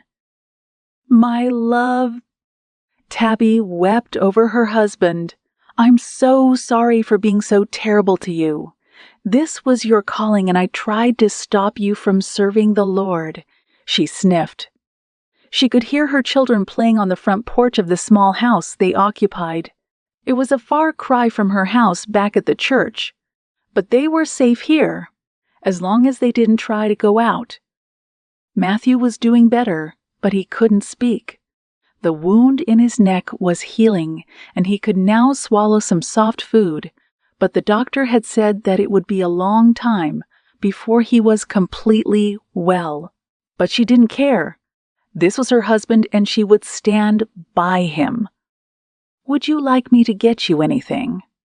she asked, but he shook his head. "I wish you would tell the sheriff who the men who abducted you are so they can be arrested.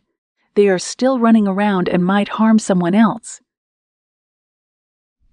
But Matthew hadn't seen any of their faces in the darkness. Once they had dragged him into the cave, they had purposely kept in the shadows so he couldn't identify them.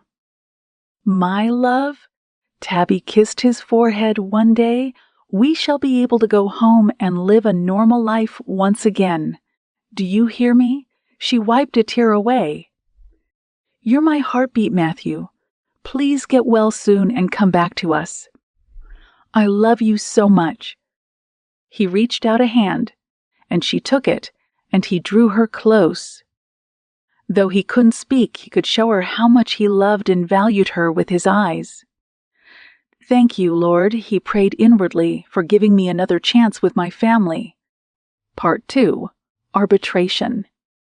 The Story of Amelia Kane and Rowan Gunter. Chapter 11. The Newcomer.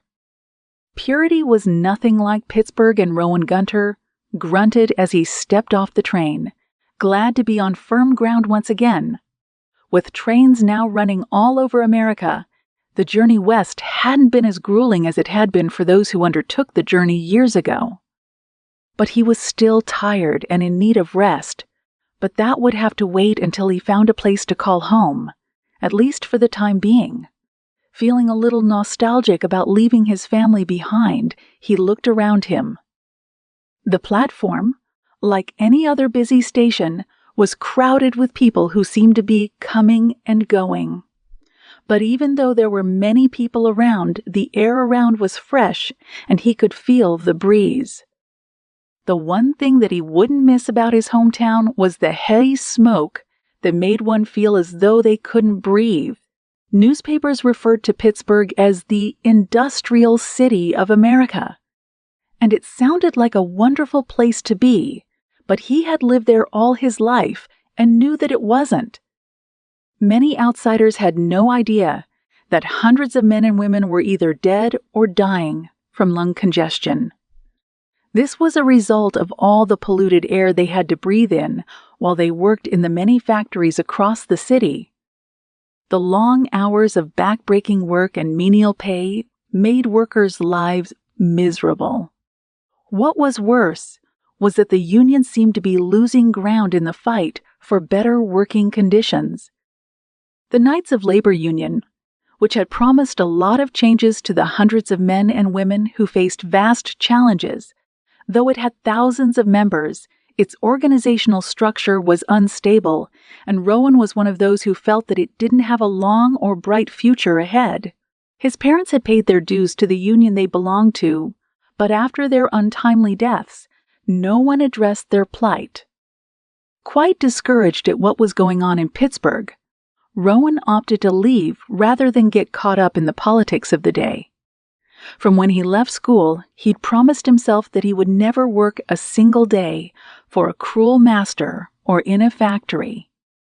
The West beckoned, and for many years, he'd dreamed of one day going there. But his parents wouldn't hear of it, and so he had stayed.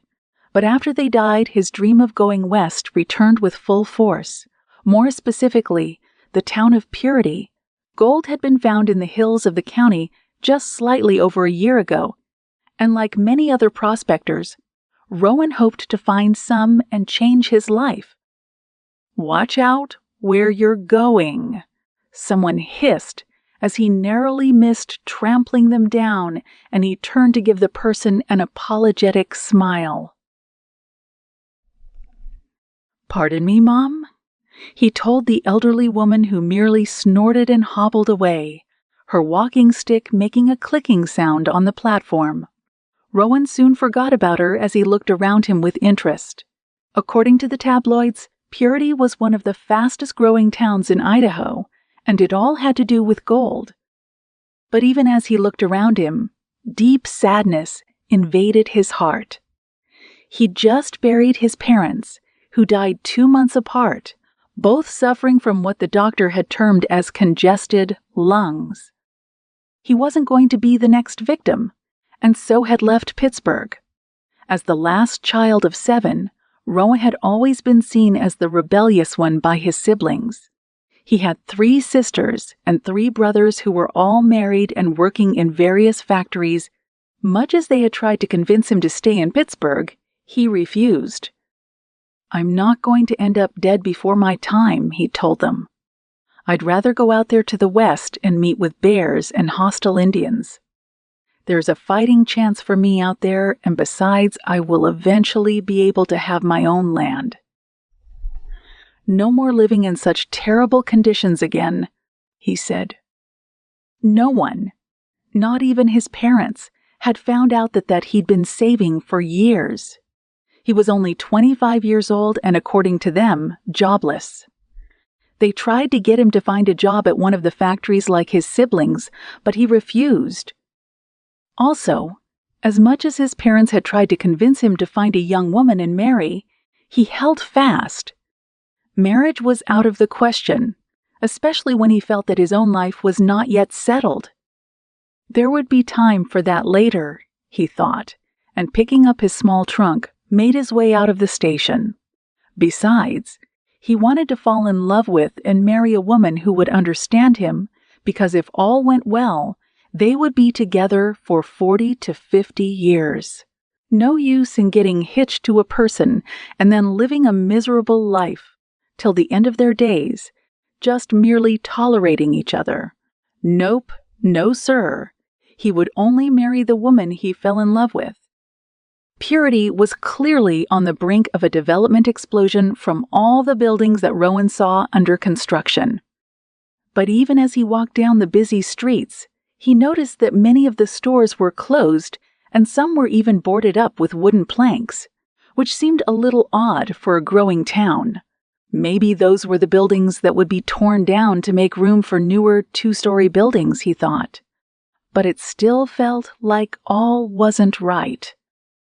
He was on the lookout for a small inn or boarding house where he could put up for a few days while he looked around to see if this was the place he wanted to be. He noticed that the town had about 4 assayers, and they all seemed to be really busy, evidence that people were still finding gold out in the hills. The 2 banks standing on opposite sides of the road were also full, and he smiled. This meant that the economy of the town was strong, and he whistled as he strolled out of the busy town center to a less crowded area with older buildings. This must be the Black District, he thought to himself as he noticed that the main businesses here were saloons, which were also filled even though it was just before noon. People enjoying the fruits of their labor, he shook his head and wasting what should be spent on meaningful pursuits.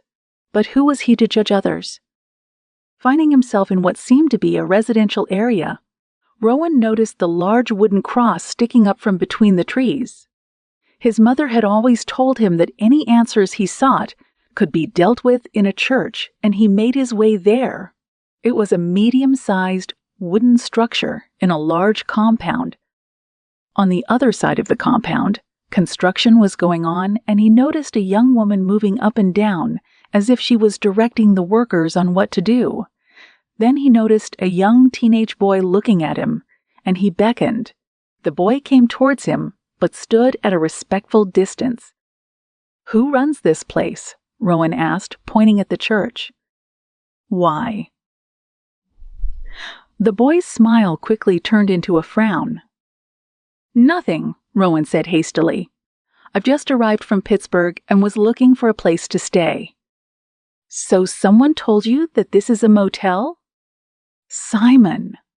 A strong voice broke into the youngster's tirade.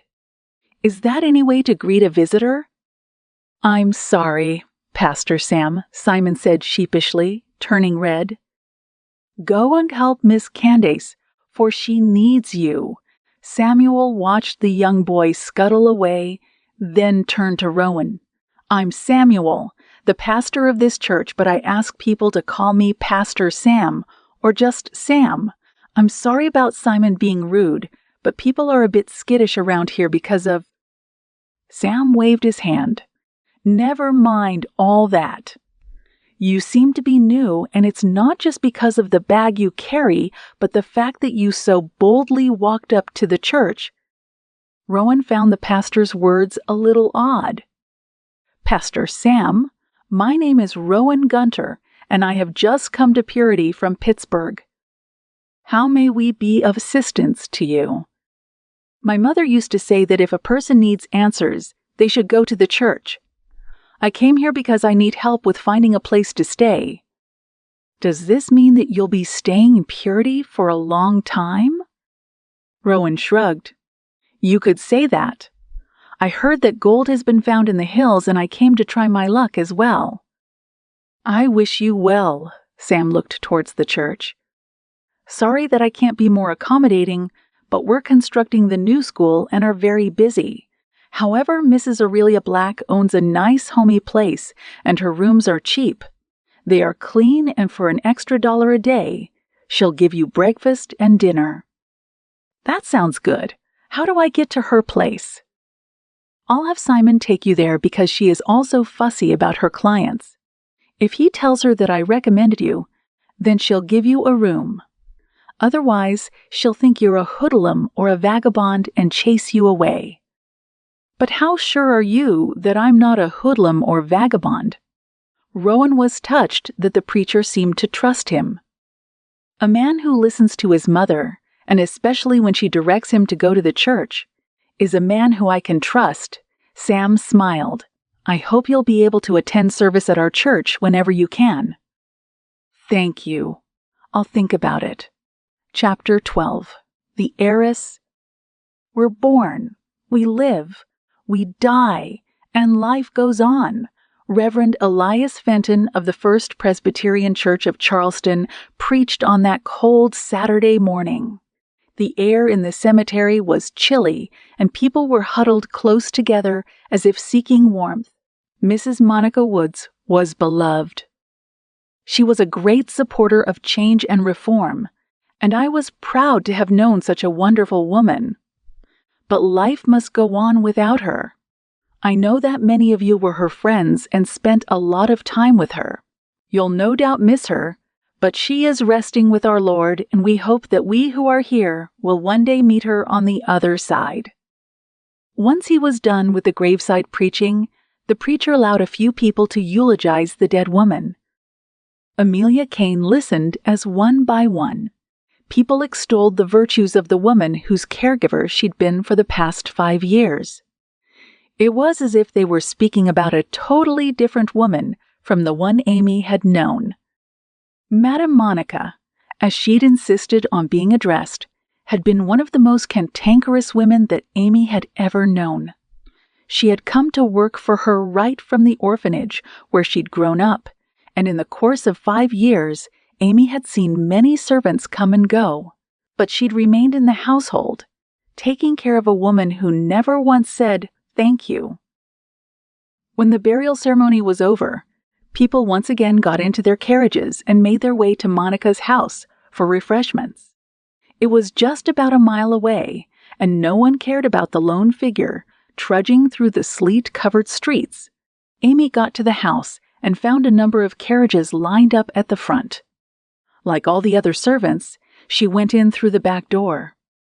So how was the curmudgeon's burial? Bilhah, the household cook, asked. She was a buxom woman who always had a sneer on her red face. I kept thinking that the old battle-axe would resurrect and come here to taunt us. It was a beautiful funeral," Amy said quietly, wishing for a cup of tea, but knowing that none would be offered. She would wait until all the guests had had their fill before getting one. "Here, sit down and have a cup of tea," Bilhah offered, and Amy stared at her in surprise, taking a chair at the small table in the center of the kitchen. "I know I've been a mean one, but you're just skin and bones. That horrid woman practically starved you, but she's gone and there's a full pantry and the freedom to eat as much as we want." "Thank you." Amy gratefully received the mug of tea and was further surprised when the woman cut her a thick slice of cake. "Eat up and then go and help the others in the sitting room." The others were 3 maids and the butler.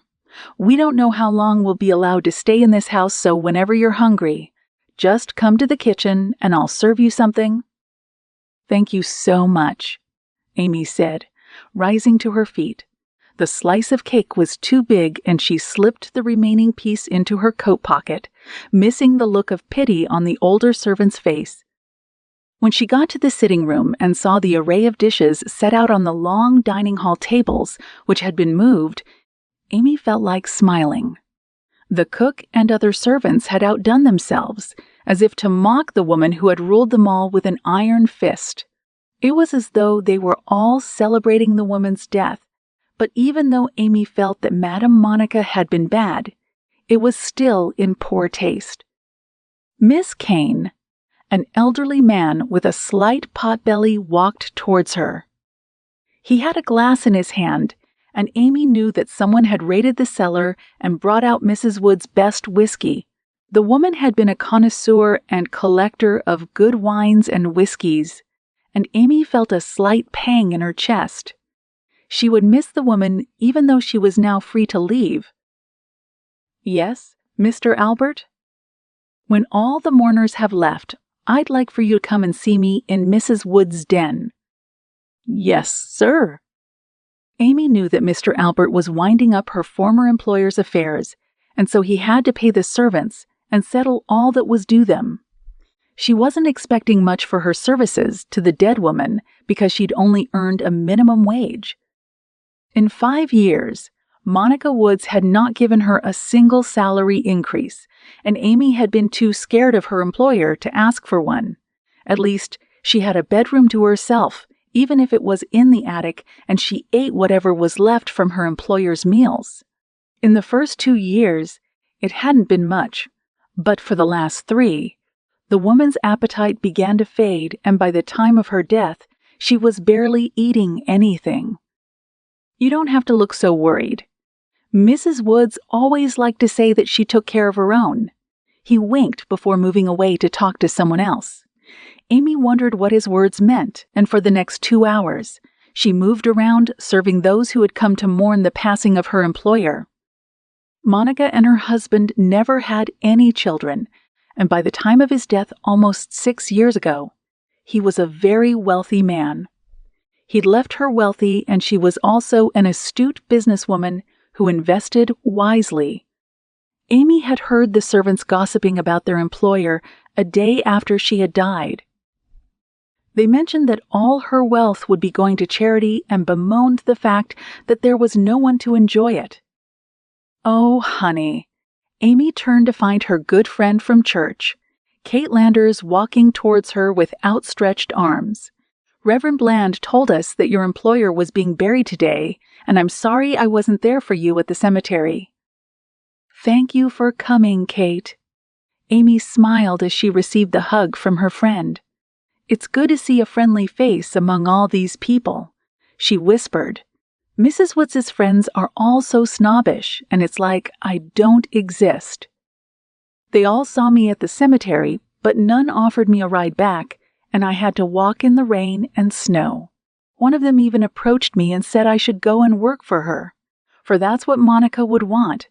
She mimicked the shrill voice of her dead employer's friend. The two ladies giggled. "But honestly, I just wish there was something more than working for old snobbish people." Kate gave her a broad smile.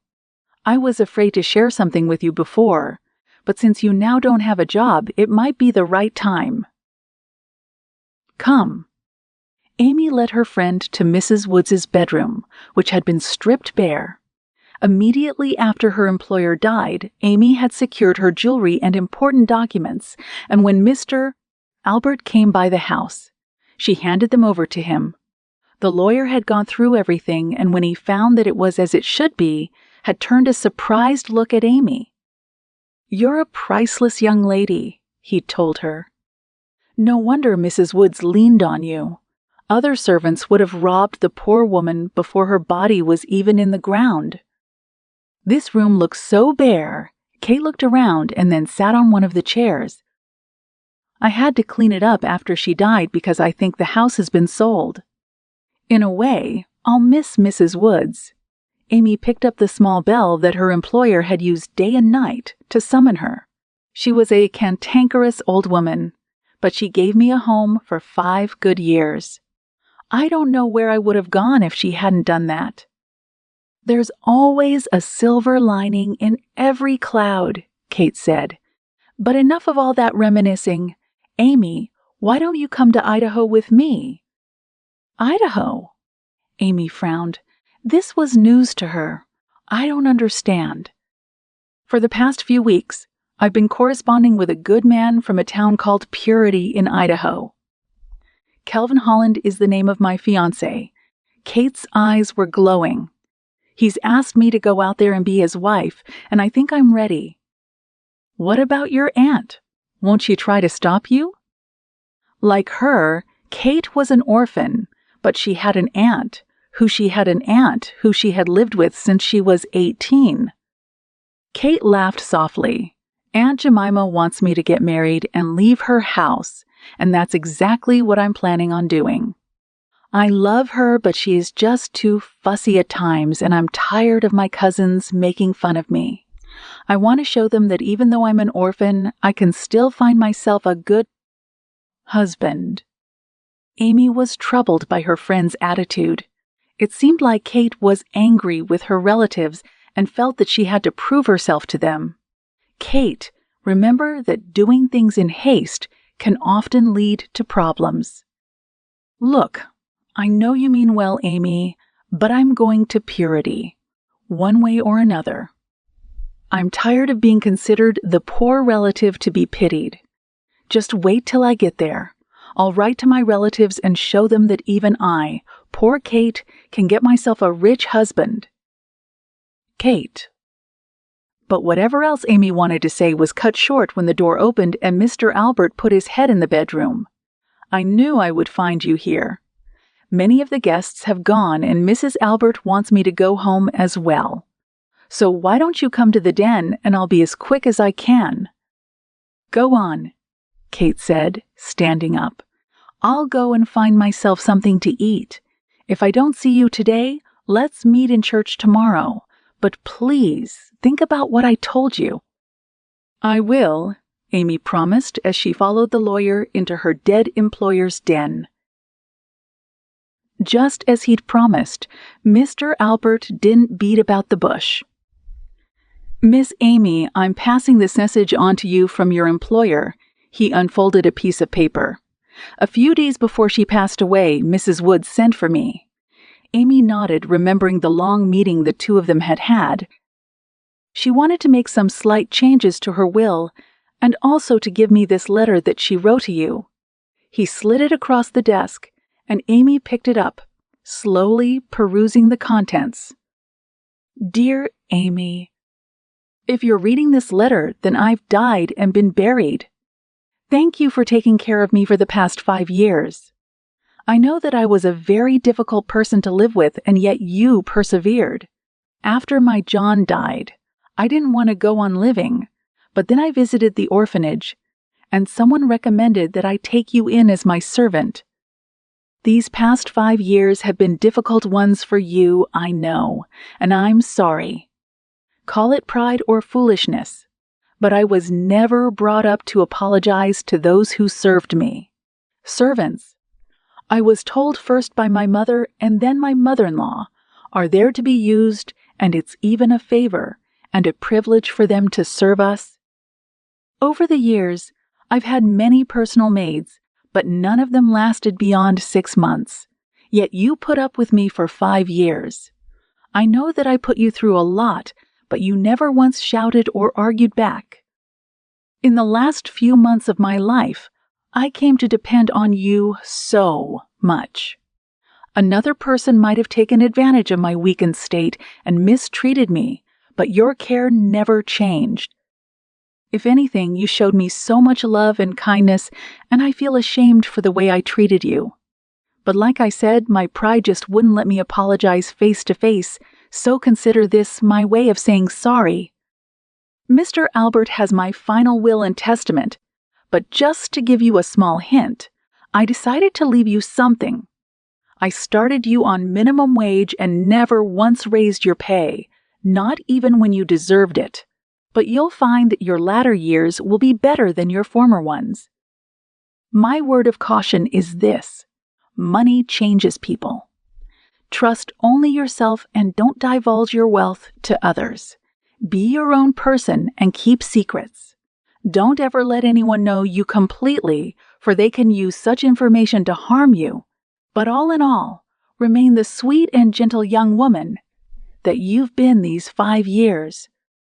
Farewell, my young friend and helper, and if it be the will of the Lord, we shall meet again on the other side of this life. Yours sincerely, Monica Woods. Amy came to the end of the letter and raised her eyes to the lawyer, who was looking at her keenly. I don't really understand this letter. Miss Amy, it was Monica's desire to make sure that you never wanted for anything in life. You served her well and with kindness, unlike many of the other servants in this household. When she was bedridden, you never once complained about the duties you had to undertake, unpleasant as they were. He smiled. As her lawyer, I'd like to congratulate you, Miss Amy. Monica left you something very good in her will. Of course, she bequeathed something to the other servants, and a few charities, but the larger portion of her money goes to you. Amy stared at the lawyer, struck dumb by his revelation. This has to be a dream, she thought. Aren't you going to ask me how much your employer left you? Amy shook her head, still stunned. Monica Woods had left her an inheritance. Monica was right. You are priceless. Mr. Albert consulted a file that was on the desk in front of him. Well, the sum of $50,000 is now yours, as well as all of Monica's precious jewelry. She thought of giving this house to you, but then decided to sell it and give the proceeds to the orphanage where you were brought up. She said that they deserved it for raising you up to be a kind and sweet person, in spite of all your terrible circumstances. All mine. Amy finally found her voice, her brown eyes large and still relaying her shock. Why would she do that? Because you're a good person. My advice to you is that you keep the money in a bank and the jewels too, until you're ready to use them. If you come by my office on Monday, I'll take you to the Morrison Bank where Mrs. Woods had her accounts. They will help you decide how to invest your money if you want, and also take good care of you. Chapter 13. Unfair Advantage. Rowan quickly realized that he wasn't cut out to be a prospector. For one, he wasn't bloodthirsty and greedy like he saw his counterparts acting. All he wanted was to get some gold, sell it, and start up a business. But being with men who were willing to slit other people's throats to get wealthy made him rethink his choices.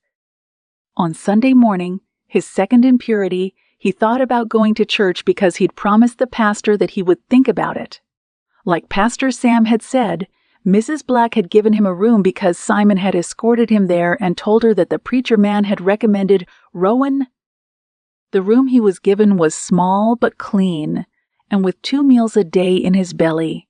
He wasn't doing too badly. But he needed to put down roots, and as he left the inn, he decided to walk down the streets and see if there was anything that would attract his attention. Before his savings ran out, he had to find himself a job or start a business. He had since discovered the reason for the many boarded-up windows. Many people had left Purity because of much lawlessness, and especially after the previous pastor was badly wounded. Even now, no one knew whether the man was still alive or had died because his wife and 4 children had also left town. And all the buildings that were coming up belonged to one person, the mayor of Purity. He had acquired properties when others were moving out, getting them at very low prices. It was all very disturbing, but Rowan was determined that nothing would take him out of the town that he was slowly coming to love. There was much potential in Purity. He just needed to find the right match for him. Back in Pittsburgh, he'd made money by hawking wares that housewives needed. He'd made a cart for himself and driven it through different neighborhoods and sold all kinds of merchandise, including toys for children. His parents had thought that he was wasting time because he never seemed to have much money, but he'd been saving regularly and spending frugally. A large notice outside one of the windows caused him to pause and take a second look. For sale, the sign said, and he felt excitement building up as he climbed the 2 steps and stood in front of what he could see was a well-stocked Mercantile store. The name of the store was Swindle's Mercantile. Probably one of those who wanted to leave Purity, Rowan thought. He peeked into the store and was surprised to see a man behind the till. When the man noticed that he was looking in, he made a beckoning motion with his hand, and Rowan pushed the door open. "Good morning. I can see that you're interested in something in this store. But unfortunately, we don't open on Sunday mornings," the man said. "I'm sorry. I was actually looking at the notice pinned on the window." Rowan pointed over his shoulder. "Is the store really for sale?" The man nodded. "My name is Carlton Swindle, and I'm the mayor of Purity and own this store. My current obligations are such that I can no longer keep this store open, and so the best thing is to sell it off. Are you interested in buying it plus all the stock?" "It will depend on the price you're asking for everything."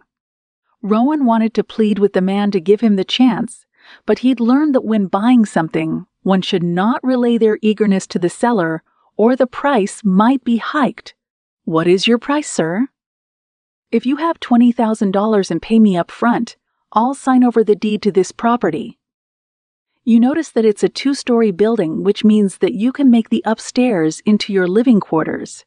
The room at the back can also be used as part of the living quarters, especially when you have a family. And that also means that the land on which the property stands will be yours, and all the stock in the store. Rowan's heart sank when he heard what Carlton's asking price was. "I'm sorry, but I don't have that kind of money. I thought it would be an arrangement whereby I could put down a down payment and then settle the rest in like 6 months or so." Carlton shook his head, and then a wicked gleam came into his eyes, but since Rowan wasn't watching him, didn't see it. "How badly do you want to own this store?" "It looks like a good investment and something I would really like to own." "But not at that price, and certainly not on those terms. I'm sorry to have taken up your time, sir." "Wait," Carlton called out when Rowan would have left. "Do you have any experience running a store?" "Not a store as such, but back when I lived in Pittsburgh, I had my own cart and hawked different kinds of stuff through different neighborhoods. I'm no stranger to dealing with retail customers." "How were you doing?" "It was quite a lucrative deal, and I was able to save something, which is what I had intended to put as a down payment for the store." "How much do you have?" Carlton stepped from behind the till. "We could come to some sort of arrangement." Even though everything within was telling him to walk away, the thought of owning an already stocked store beckoned, and he found himself divulging his savings to the man. $5,000 is far less than what I would have expected, but then we could become partners until you're able to settle the full amount.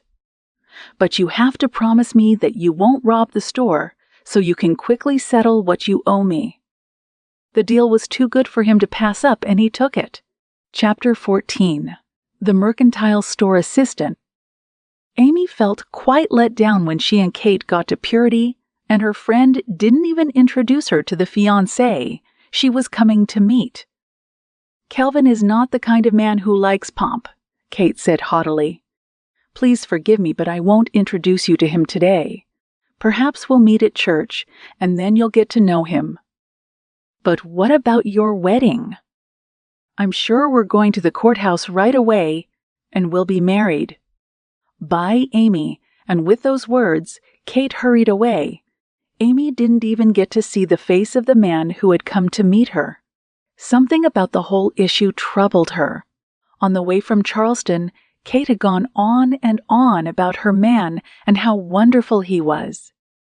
Yet it seemed like Kate was now trying to hide his identity. Amy didn't know what to do with herself because she had thought that she would be staying with Kate and her new husband until she found her way around Purity. "You look rather lost," a plain-looking woman with a sweet smile walked up to her. "I saw you with someone, and then she just left you standing on the platform." Amy didn't want to talk ill of her friend, and so she just smiled. "My name is Candace Parson, and I'm the new school teacher. I came to get some school materials which my church back in New York sent. Would you like to come and help me?" "Thank you." Amy picked up her small valise. All her other clothes were in Kate's trunk, which the latter had taken away. It had been Kate's idea that they share one trunk since they would be living in the same house for a while. Good thing she hadn't put any of her fancy jewelry that Mrs. Woods had left her in the trunk, or she would be feeling taken advantage of. "Is that all the luggage you brought with you?" Candace stared pointedly at the small valise. "Or are you here for just a few days?" "Kate has all my other stuff, and once she settles down, she will bring it to me." "Well, do you have a place to stay?" "No. I have a house that has 2 bedrooms and it's next to the church. If you don't mind sharing it with me, I would be glad to have the company."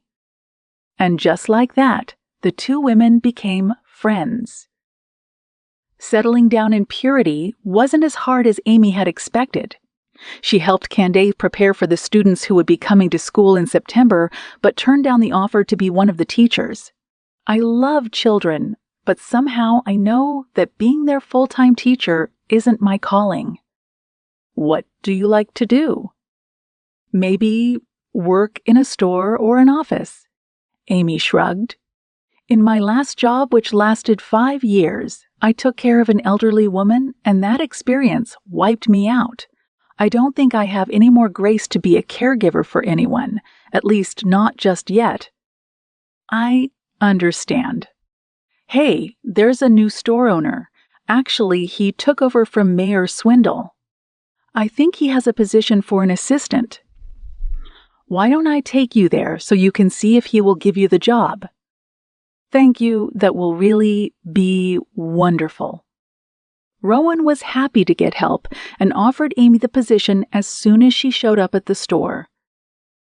"It's a very busy store and we work 6 days a week, from 6 in the morning up to 8 in the evening. We're closed on Sundays. The salary is $5 a week, and if you work hard enough, I can give you bonuses at the end of the year." It was a good deal for Amy, and she took the job. She wanted to live a very normal life while she came to terms with the large amount of money that belonged to her and that was lying in the bank. Just as he'd promised, Mr. Albert introduced her to the bank manager of Morrison Family Bank, and when she mentioned that she would be leaving for the West, he told her that they had a branch in Cheyenne. That was just about 20 miles away from Purity, and she was content. Anytime she needed the money, it would be there for her to access. Rowan was happy with his assistant because she worked really hard. He spent most of his time upstairs preparing the place to be his living quarters. It was just a large room, and he partitioned it so that he made 2 bedrooms, a living room, and a small kitchen.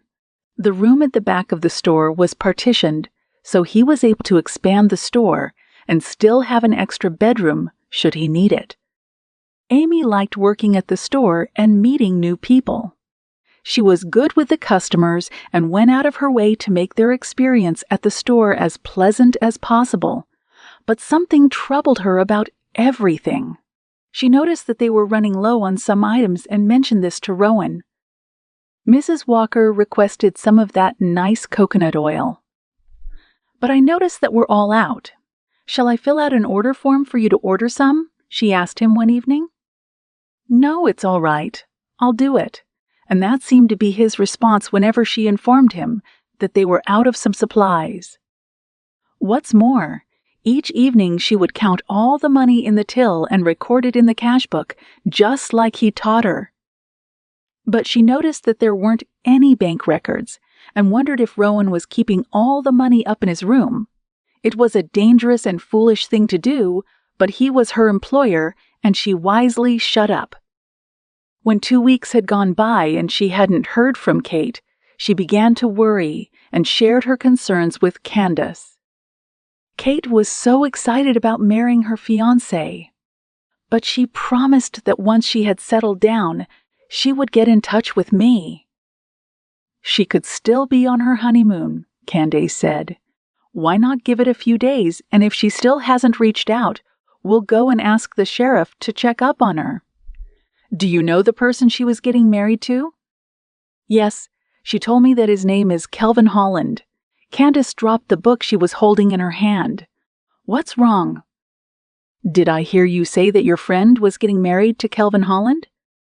Yes, but why do you look shocked? Candace shook her head. I wish you'd told me this when we first met at the train station. I would have immediately asked Caleb to step in and deal with the situation. I don't understand. That man who calls himself Kelvin is not one to marry your friend. He runs a brothel, Candace said softly and waited for her words to sink in. Amy gasped. Do you think he's forced Kate into that lifestyle? That's most likely and probably the reason she hasn't reached out to you. He could be keeping her in the brothel, and that crushes a woman's spirit, especially if she was forced into that kind of a situation. We have some girls who walked away from that kind of life, and the stories they tell are horrifying. Why didn't I insist on meeting that man? Amy, Candace touched her arm. There is only so much that you could do. Had Kate wanted to introduce you to the man, she would have. But since she chose to do things her own way, don't blame yourself. I feel very responsible for Kate. And even with all her faults, she would never agree to that kind of a life. She would rather die. So I fear that my friend might be in a lot of trouble. When Rowan noticed how depressed she was, he asked her if he could help, and she told him all about Kate. Candace and I went to the brothel owned by Kelvin Holland, but they wouldn't let us in, she said, feeling the tears at the back of her eyes. I just don't know what to do. Rowan thought for a moment. I could go in as a prospective client and find out if your friend is there. What do you think? Amy laid a gentle hand on Rowan's arm. This is my problem. I should find my friend, not you. Why are you going to all this trouble for me? A look of bewilderment in his eyes, Rowan shook his head slowly. I really don't know, Amy.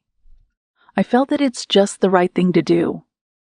But I don't want you to get into any kind of trouble. Rowan smiled, his eyes full of mischief. What kind of trouble can I get into? All I'm doing is going into a brothel to find out about a missing young woman. How much trouble can that be? I know you're being sarcastic, but this isn't a matter to be taken lightly. Kate is missing, and I really need to know where she is. Don't worry yourself about anything, Rowan said. I promise to find out where your friend is and bring her safely back home. That's all I ask. In all his life, Rowan had never set foot inside a brothel because he felt that it degraded women. He had 3 sisters and a number of nieces, and he couldn't imagine anyone misusing them, like what happens in brothels. Yet here he was, because Amy needed his help. As soon as he set foot inside the doors of the brothel, a number of young, heavily made-up women flocked towards him, but he managed to push them away. I'd like to see whoever is in charge, please.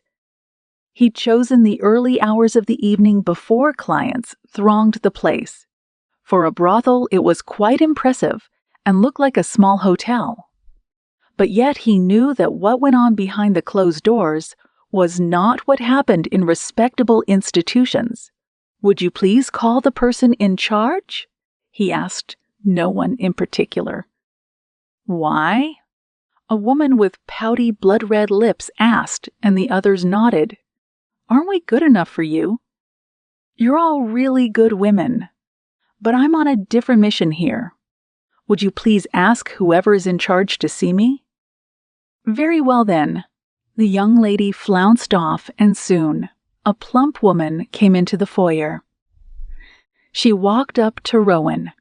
Like the others, she was heavily made up to hide her real age, but Rowan thought it only made her look sad and wasted.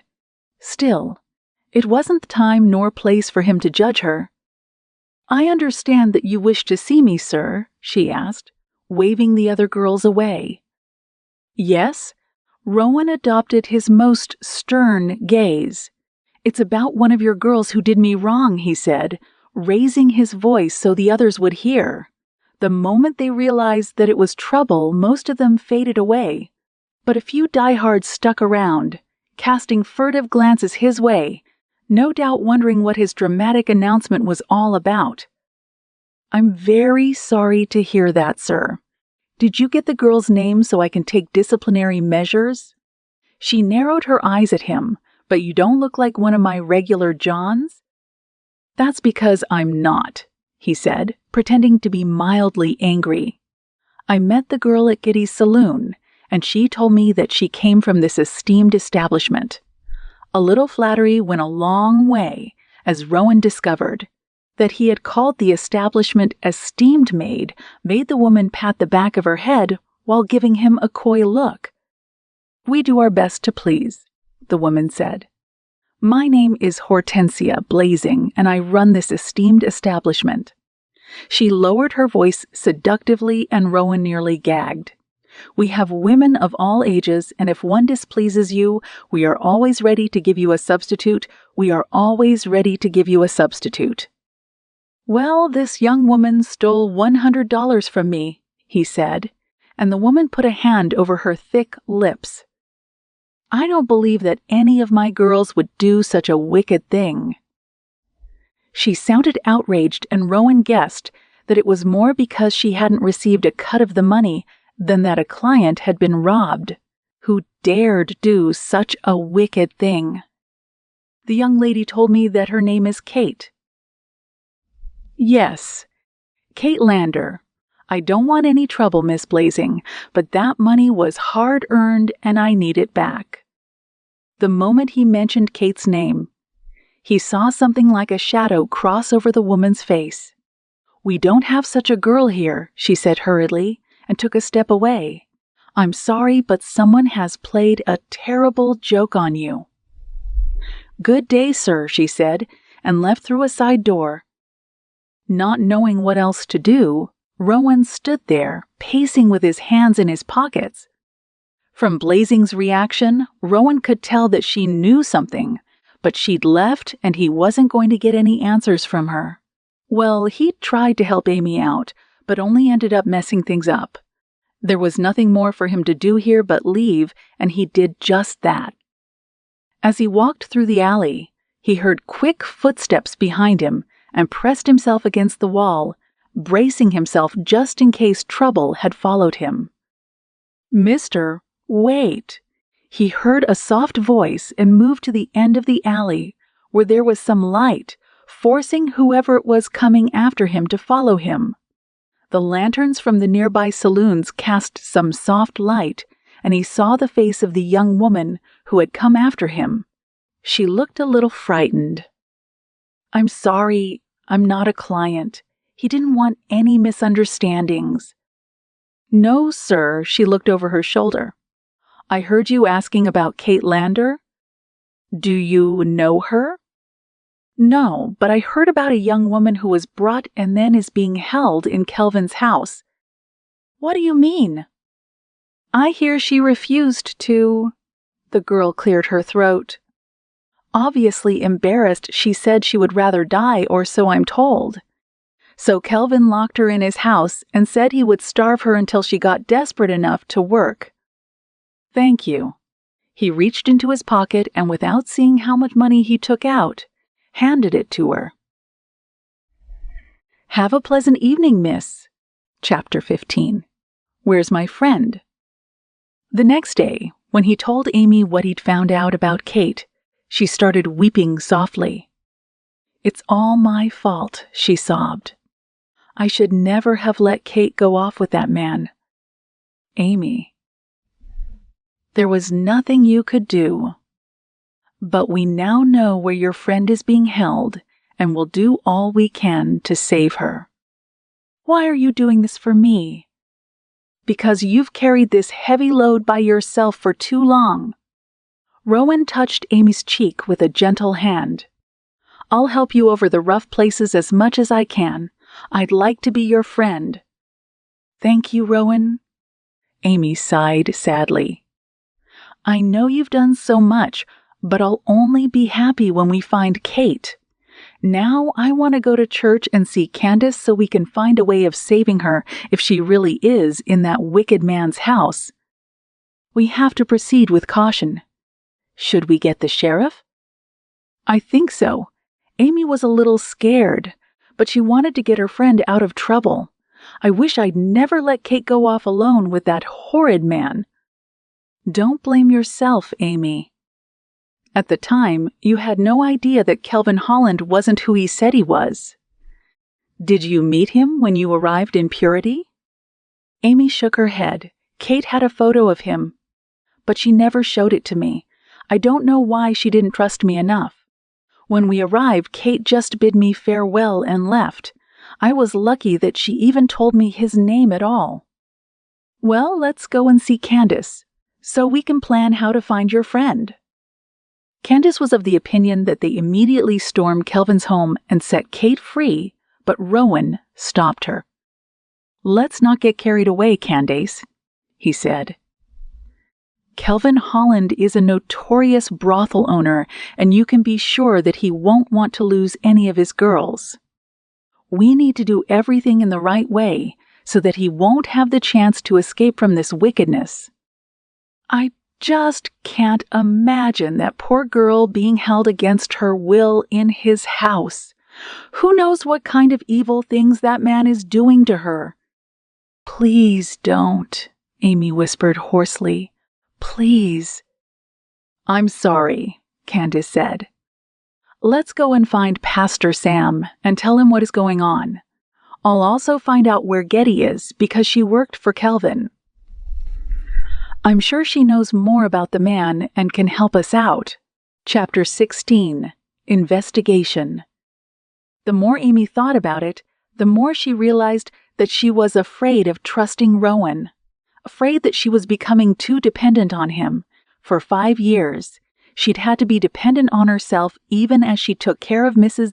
Woods, but all that had changed within a few days, and she found herself just wanting to let go so Rowan could take care of her and her troubles. She was nervous as she paced in the house, waiting for Rowan and the rest to come so they could go and find Kelvin's house. Though the man had a house in town, they had discovered that he'd also recently purchased one of the properties that had quickly come onto the market as the owners left Purity. According to what Rowan had found out, the property was in a wooded area, and the nearest neighbor was about 5 miles away. It was just the perfect place to hold a person captive. There was no telling how many other people had been held there or what their fate had been. "Kate has to be all right," Amy muttered. "She just has to be. Please, Lord, keep my friend safe." When she heard the others arriving, Amy quickly left the house and sighed in relief. She thought that only her, Rowan, and Candace would be going on the rescue mission, but she was glad to see Pastor Samuel, the deputy sheriff, and 4 other men as part of the group. "After you told me what was going on." "I told Pastor Sam," Candace whispered. "He was the one who informed the deputy sheriff, and they formed a posse." "I'm just glad that we have numbers because I was afraid," Amy admitted. "We don't know what kind of a person we're dealing with." "Too true," Candace said as they rode side by side. Since it was early evening, they were hoping to get to the compound when Kelvin wasn't present, so they could look around undeterred. And just as they hoped, the place was deserted. Nothing stirred. "Are you sure this is the right place?" Caleb turned to Rowan. "It looks like no one lives here." "I asked one of the girls, and she told me that Kelvin Holland had purchased the property that belonged to George Kent. And this is it." Caleb nodded. "This is the place all right, but it doesn't seem to be used much." "Which would make it the perfect place to hold a hostage," Candace said. "Let's look around and see if we can find any clues as to where Kate might be being held." "Ladies, please stay close to me," Caleb said. "We don't want you running into any kind of trouble." He pulled out his gun as he gave instructions for everyone to fan out and find any clues, insisting that they went in pairs. The compound had a house and 2 barns, which, though were still in good condition, seemed abandoned. Even the evening birds were silent, and Amy shivered slightly. The party met up at the front of the house after searching around, and Caleb shook his head. "I don't think this is the place." "Deputy Sheriff, we've only searched the outside of the house and the barns. What if we go inside? We might find something," Pastor Sam said. "This can be termed as illegal entry," Caleb said. "We have to do all things by the law." "I know that." Amy was nearly in tears, not knowing where was Kate being held, if she was even still alive, but Kate's life hangs in the balance. "Very well then, but we need someone to look out just in case Kelvin or his friends come back and catch us unawares." The door was heavily padlocked, and they didn't want to break it down just in case they didn't find the missing woman there. "I can squeeze myself through one of the windows," Amy said. "Then I'll open the back door because it seems to be bolted from the inside." Since that made more sense, Caleb agreed. But Rowan was worried. "Be careful," he told Amy. "If you feel unsafe, scream and we'll break the door down." Amy was touched at the concern she saw in Rowan's eyes and heard in his voice. "I promise to be careful," she said, preparing to climb into the house through one of the windows at the front of the house.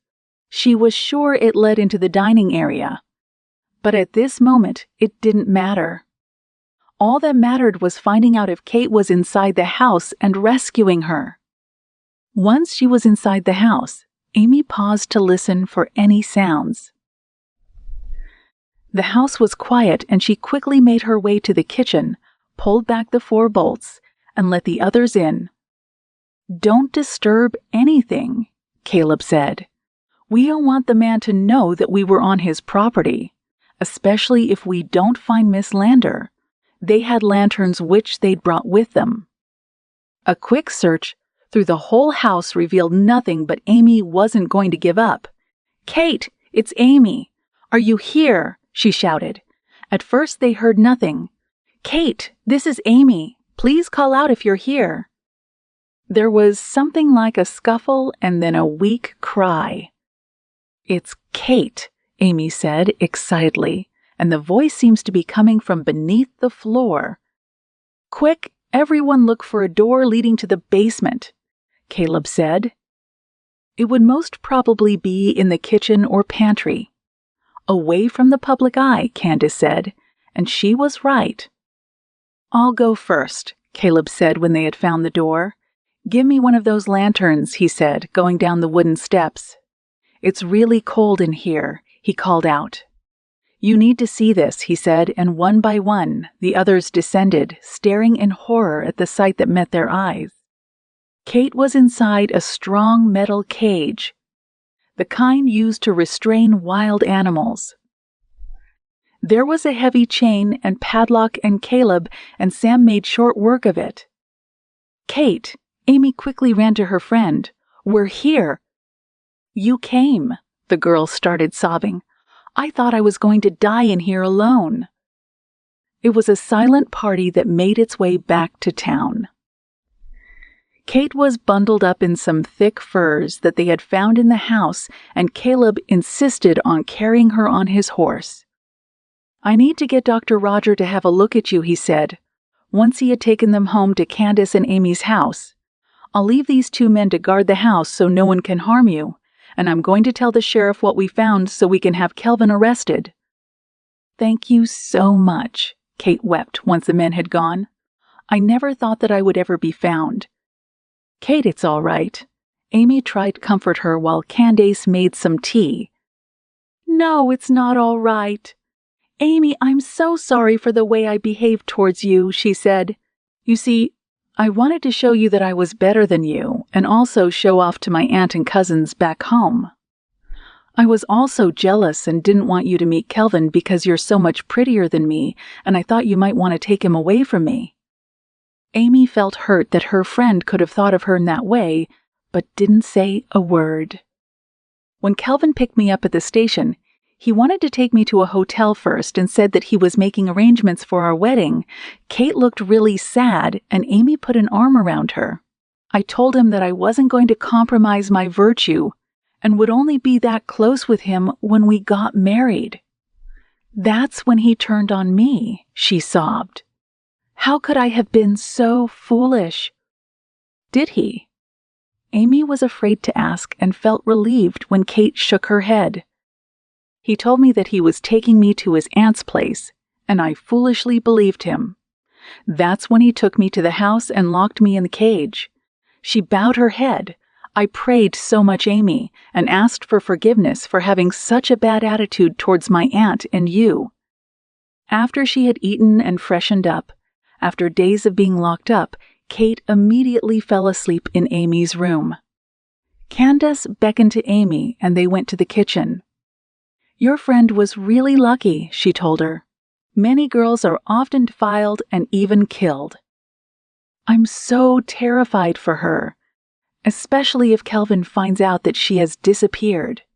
I just hope the sheriff will catch him and put him away forever. We really have to be careful. Since school is out, I'll stay here with Kate all the time while you work at the store. By being there, you can find out what's going on. Do you think she might want to return east?" Amy shook her head. Kate had a very poor relationship with her aunt and cousins, and I don't think the parting was amicable.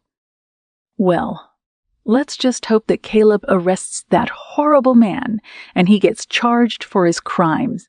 Chapter 17. Intervention. It took Caleb and his posse 3 days to finally track down and arrest Kelvin Holland, charging him with kidnapping and unlawful confinement. He tried to deny the charges, but since the evidence against him was strong, he tried to make a plea. "This all depends on you," Caleb told Kate. "Do you want to press charges against the man?" "I just want the whole thing to be over," she said, trembling. Because Candace had to go back and oversee the building of the school, Amy suggested that Kate accompany her to the store, even though she had to wear a scarf so no one would recognize her. "I just wish I'd never met that man." They were in the back room of the store where the two ladies had been rearranging the stock. Amy made quick note to tell Rowan that they were running out of corn flour. "Miss Lander, remember that when we arraign him in court, you'll be called upon as a witness." "I don't ever want to see that man again," Kate said. "Can you just make all this go away?" Caleb felt sorry for the young woman. She was quite distraught, and he didn't wish to prolong her pain. "Let me consult with my uncle and see what to do," he said as he left. Amy came into the back room after Caleb had left. "Are you all right?" Kate shook her head. "I just wish this nightmare would end." The chimes at the door alerted them to the fact that someone had just walked into the store. When the person spoke, Kate shrank like one struck.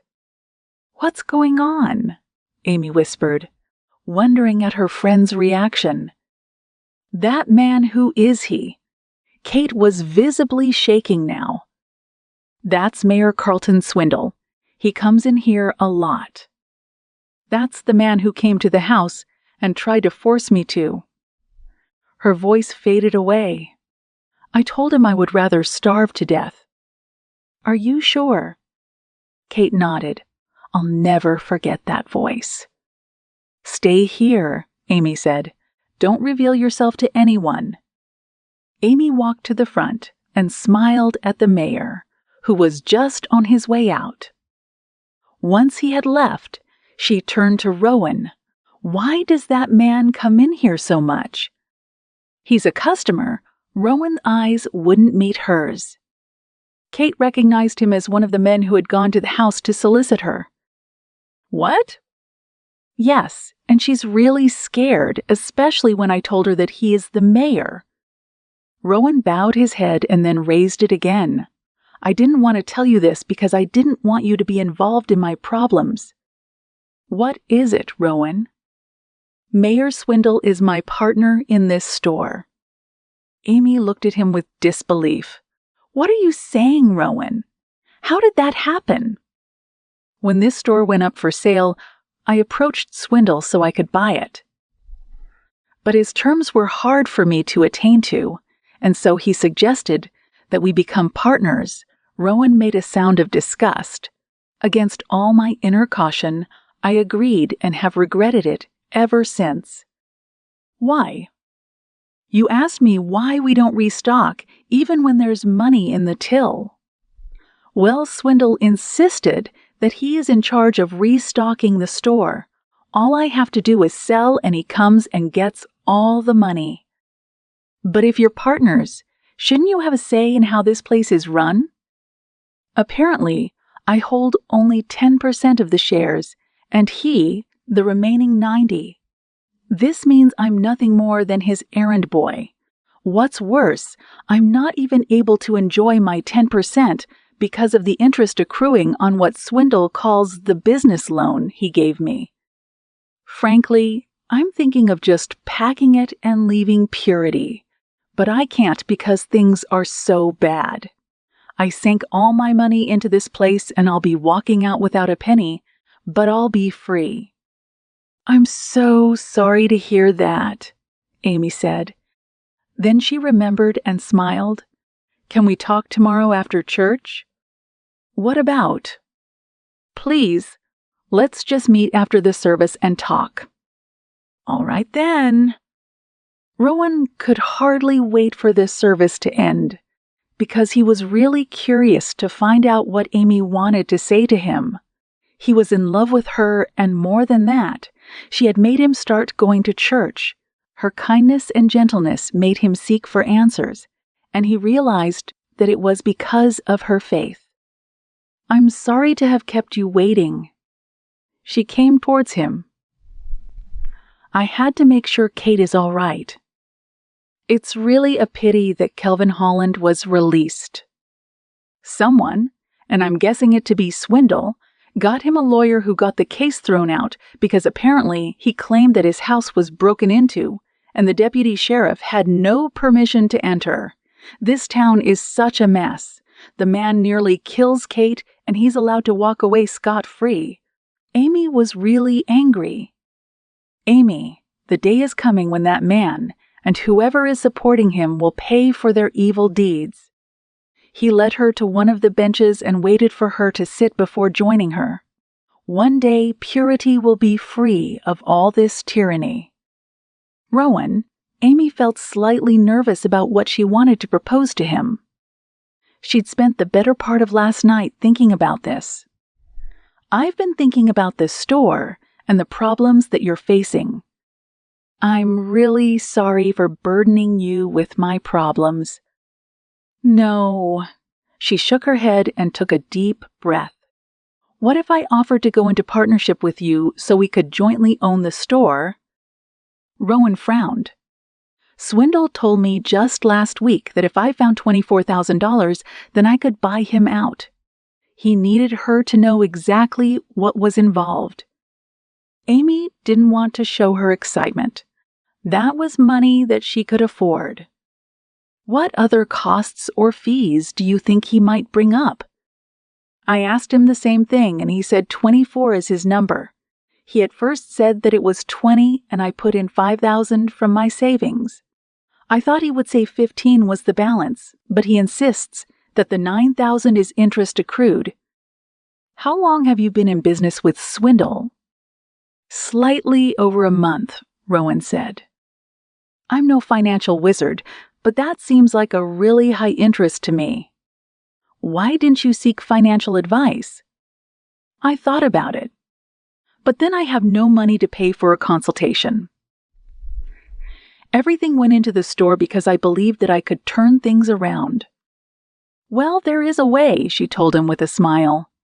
Before I came to Purity, I worked for a widow in West Virginia. Mrs. Woods died and left me quite a substantial amount of money that can easily cover what Swindle is asking. This means that we can be partners. Rowan thought he was dreaming. Could this be the answer to his prayers? But then he considered the trouble he'd been in after going into partnership with Swindle. As attractive as the offer was, it was merely exchanging one master for the other. Amy. He turned and took her hands. You're such a wonderful woman, and I highly respect you.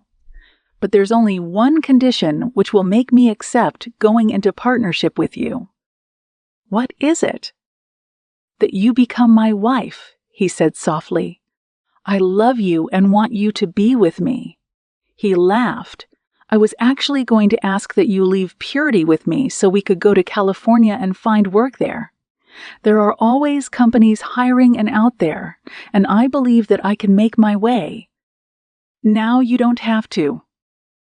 Amy was stunned at the proposal. Rowan loved her, and she felt like there were butterflies in her stomach.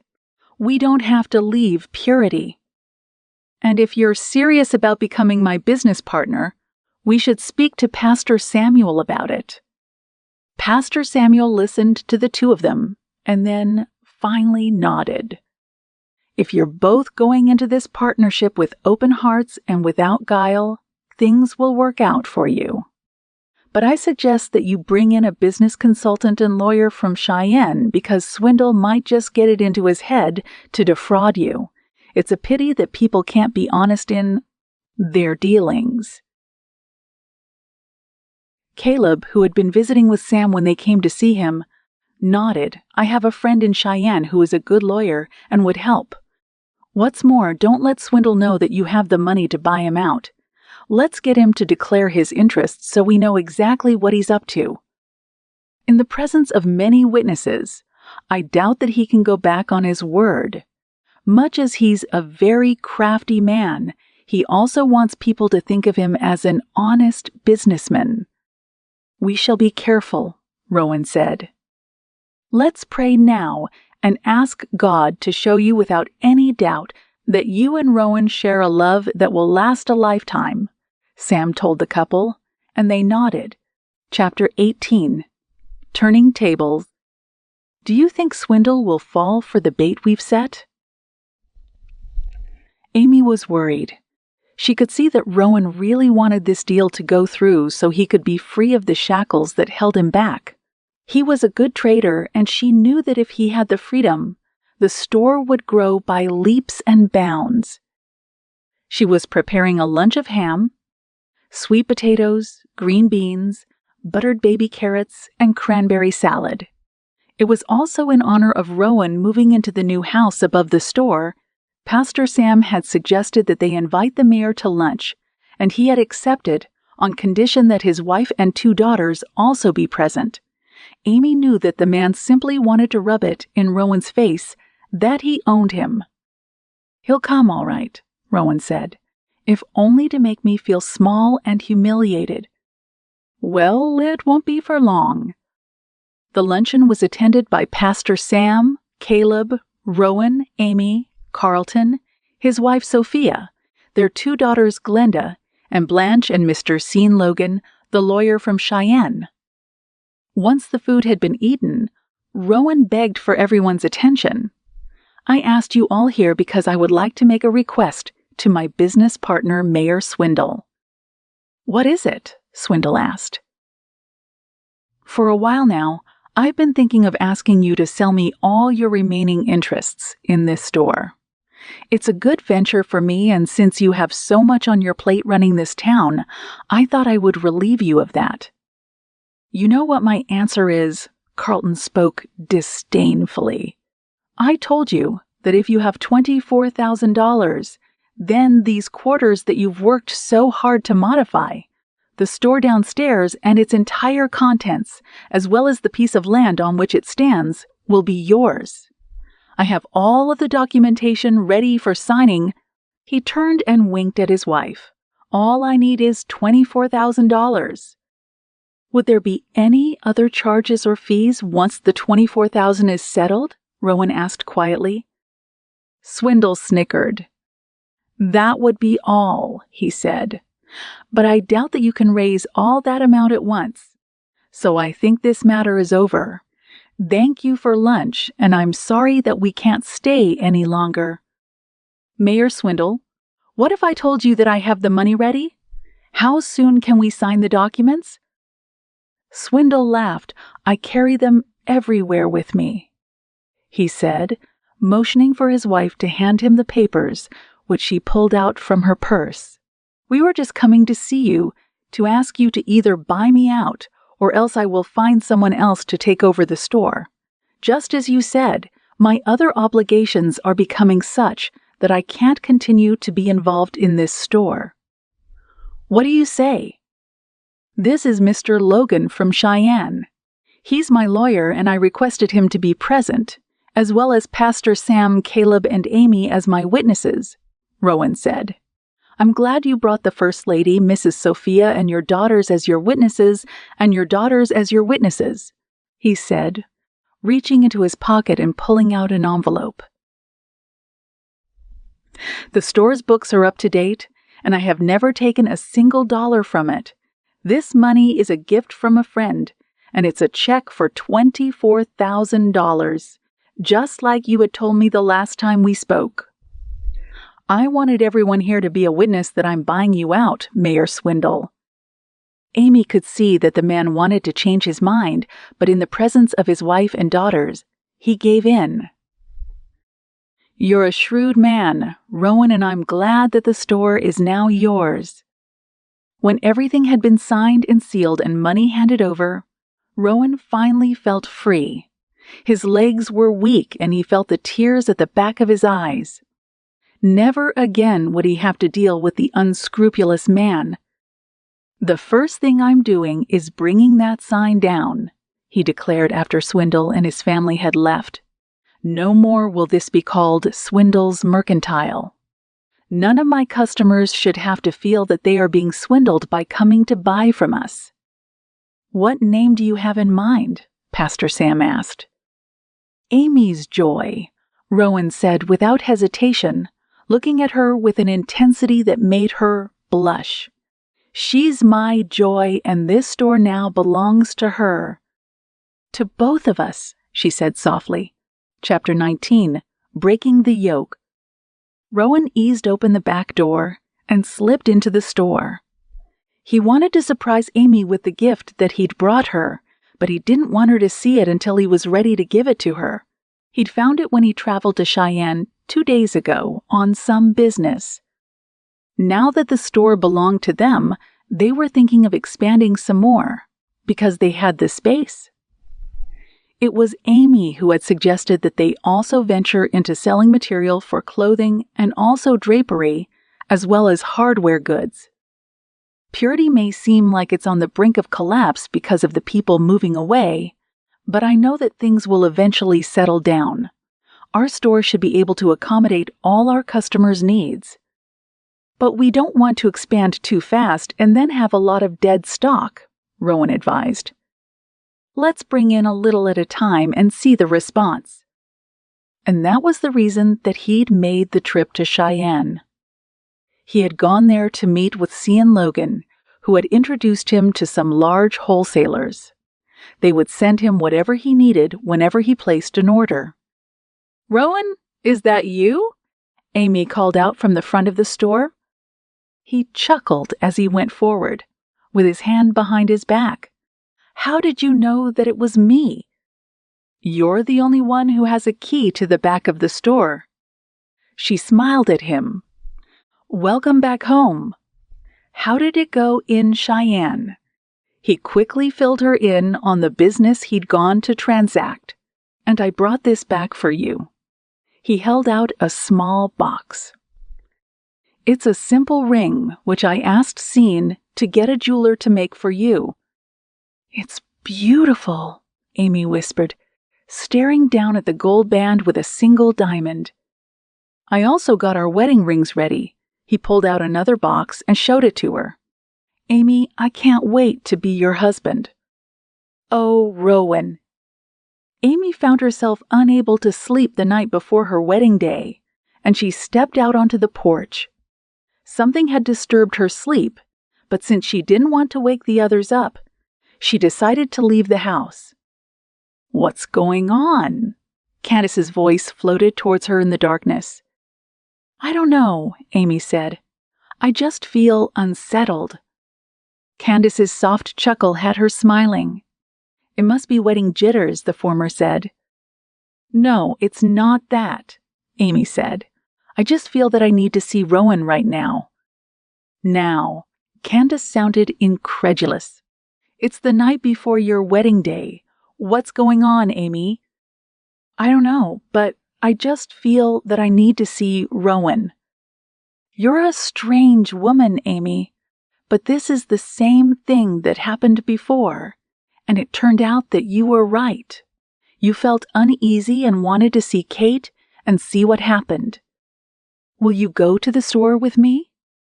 Let's go and wake Pastor Sam and Simon up so they can escort us there. I don't know if Kate will also come with us.